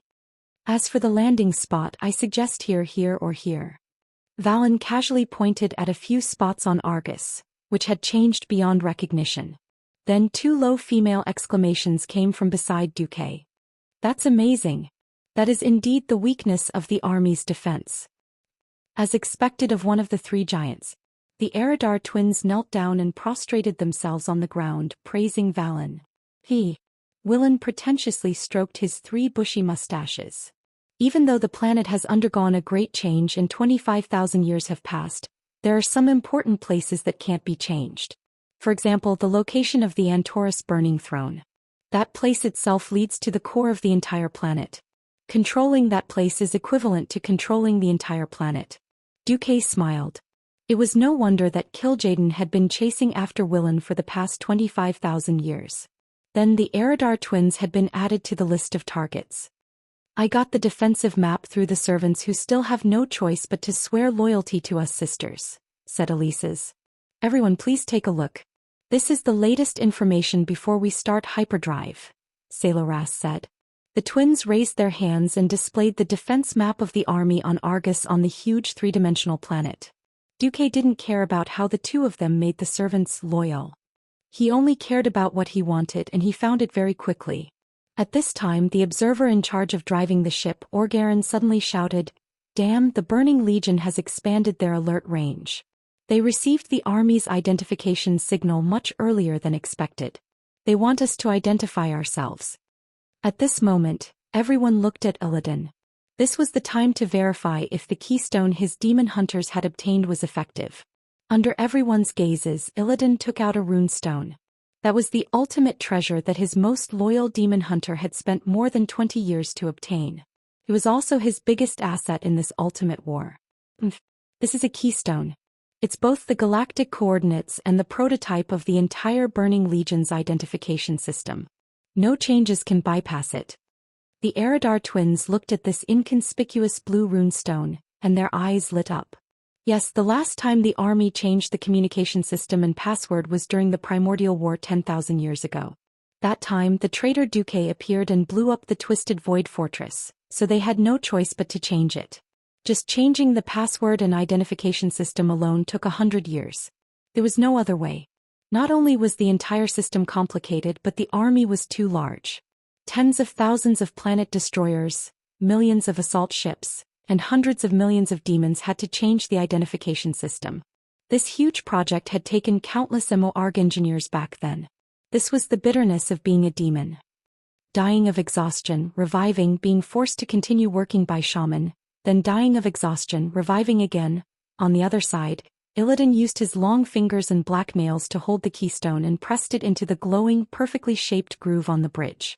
On the other side, Queen Saloras used a little trick. What appeared in front of everyone was a very standard Eridar female warlock, but completely different from the original. On the screen it was an Eridar male warlock. Hurry up and open the door. I'm so annoyed. I don't know if those clumsy guys have taken good care of my collection these days. If I find out that my vengeful spirit ensemble is missing a part tonight, I'll go crazy. Soon the other side replied, "Hey, you're so lucky. You actually avoided trouble because you got lost. However, 3 frontline commanders in Azeroth have been killed. Now they're driving us crazy. Don't expect to have any more days off." "What? My days off are gone. Bastard. Which idiot gave the order?" Solora's acting skills were off the charts, and she looked like she was about to explode. The other side shrugged and looked as if he was also very desperate. It was General Kill Jaden who personally gave the order to transfer everyone. Saloras instantly looked dispirited. After a few more words of greeting, the huge green energy shield surrounding outer space opened a hole, and Duque's spaceship entered. Chapter 2052. They watched as the spaceship flew past 1,000 kilometers away from the space inspection station and entered the landing procedure. The inspector complained, "This ship looks really old. Is it a ship that was snatched from the war with the Drenii? 10,086? What does that mean?" Another Eridar wizard interrupted, "Who cares what he's doing as long as he's back? Our superiors are going crazy over the lack of planet destroyers. Anyway, any ship that goes to Azeroth and gets hit by a planetary fortress is just a matter of one shot." "That's true. I really don't know how the natives of Azeroth built an interstellar fortress. According to their primitive ideas, they probably can't even imagine it. Maybe it's the damn Pantheon's idea." As they chatted, they did not know what they had put in. On the other side of the spaceship, Queen Saloras humbly knelt down on one knee and continued to explain to everyone. "There are too many demons in the Burning Legion. Even if there was no war, there would be Void Lords being defeated by other demons every day. There would also be new Void Lords being nurtured, or Demon Lords who succeeded in defeating the previous Void Lords, or Demon Lord alliances would instantly turn against each other and start a private war. So the composition of the forces under each Demon Lord is constantly changing." Alesis continued, "Not to mention high-level commanders like Kill Jaden. Even the elite demons at the squad leader level don't know how many demons they have under them. After all, sometimes when they die they go back to the twisting nether to wait for resurrection, and they don't have time to report it. Or the squad leader doesn't know how to count." Saloras seamlessly continued, "The only thing that is strictly monitored is the interstellar portals on Argus. This is because of Master's great cause 10,000 years ago. The Eridar twins had been calling Duque Master for so many years, and it had become very smooth. Everyone was still wary of them, but they always pretended not to see it and did things cautiously." Duque's gaze swept across them. He knew that at least before the Burning Legion was destroyed they were more reliable. The spaceship began to break into the terrible green atmosphere of Argus. After 25,000 years, Argus was no longer the beautiful planet that Valen knew. Sargeras spared no effort in corrupting Argus with his dark energy, causing the atmosphere of the entire planet to become abnormal. The high concentration of evil energy in the atmosphere would kill an ordinary person on the spot. Their body would be lit up like a match, and even their soul would be incinerated, becoming part of the evil energy of the planet. Duque did not know how the people of Azeroth did it in the original spacetime trajectory of Azeroth. On his side, Willan secretly conjured a holy light shield to envelop the group of mortal experts. For Illidan, Eridar, and the Gemini twins who were demonized or were demons themselves, it was as comfortable as returning home. "All right, Duque, it's time for you to tell us what we're going to do next." Queen Sylvie was ready to go. She was like a fierce general who was about to charge into the enemy's formation. "Ugh, we're going to do an Assassin's Creed sneak attack," Duque said casually. "Assassin's Creed? If you want to do a sneak attack, why don't you call the professionals? Vale Era, Vanessa, Edwin, and the new legendary orc thief, Garona. You didn't bring any of the 4 thieves of the Alliance. What are you doing?" Sensing everyone's gaze, Saloras protected her master. "That, the place we're about to land belongs to an unpopular mid-tier Void Lord, Daoist. He was destroyed in Azeroth 10 days ago, and his soul has just returned to the Twisted Nether. The defense of his territory is very lax. It's just some weak demon guards." The Gemini twins soon realized that their efforts were in vain.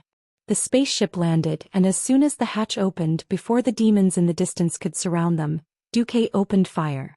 Countless black, dark shadow hands, made of shadow energy floated in mid-air. They unscrupulously fired at any demons within a 3-kilometer radius, whether they were in the camp hiding in the basement or wandering in the wild. They killed every demon they saw. Bayou, bayou, bayou. With ear-piercing noises, the smaller imps and hellhounds were blown into ashes, and the larger demon guards and doom guards were left with only half their bodies. In terms of level, the demons here were third-rate at best. More than 90% of them weren't even elites. In front of the ultra-pure Umbra energy, even the hellhounds' natural high magic resistance was negligible. How could they possibly withstand Duke's attacks? As a demigod of Azeroth, nobody could switch to a shadow form and use the skills of an arcanist to bully the little kids among the demons. The experts of the coalition army were dumbfounded. Queen Sylvie lost her temper and asked angrily with her hands on her hips, "Didn't you say you were going to do an Assassin's Creed infiltration?" Duke said innocently, "In my hometown the so-called Assassin's Creed is to kill all the enemies so that there are no witnesses. If this isn't a perfect infiltration, what is? After all, those useless people can't inform the upper echelons of the Burning Legion when they resurrect. Even if the Legion finds out that something is wrong here, they can slowly confirm the situation when they find out. I'm already done here." "Damn, you're so right. We can't even refute you." The girls were all embarrassed. In fact, it was exactly as Duke thought. The Legion did have a message from the monitors, saying that a large number of demons died in Daoist. But a battle between demon lords or demons was just like how humans needed to eat and drink. It was too common. After confirming that those guys were killed by a rain of Umbra arrows, no one cared about it anymore. After all, in the hearts of most demons, the enemy was playing with the holy light. On the other hand, it was also because the Legion wouldn't spread the news that Duke played infernal affairs 10,000 years ago and tricked the Legion everywhere. Even when the Legion mentioned the big explosion in the distorted void, they would say that a certain high-level void lord who was killed in the explosion was conducting a forbidden experiment and blew up the fortress after it failed. No void overlord or above would dare to say that they had been tricked by a mortal powerhouse. Even the largest void fortress had been destroyed by a mortal powerhouse. The demon bosses who had been dominating for 15,000 years still had some face. They wanted face, so they naturally left a huge gap for Duke. Seeing that the main force of the demons around him had been killed, Illidan snapped his fingers, and his elite Illidari demon hunters immediately scattered. This group of nearly 500 demon hunters would transform into the cruelest hunters and hunt all the demons within a 100-kilometer radius.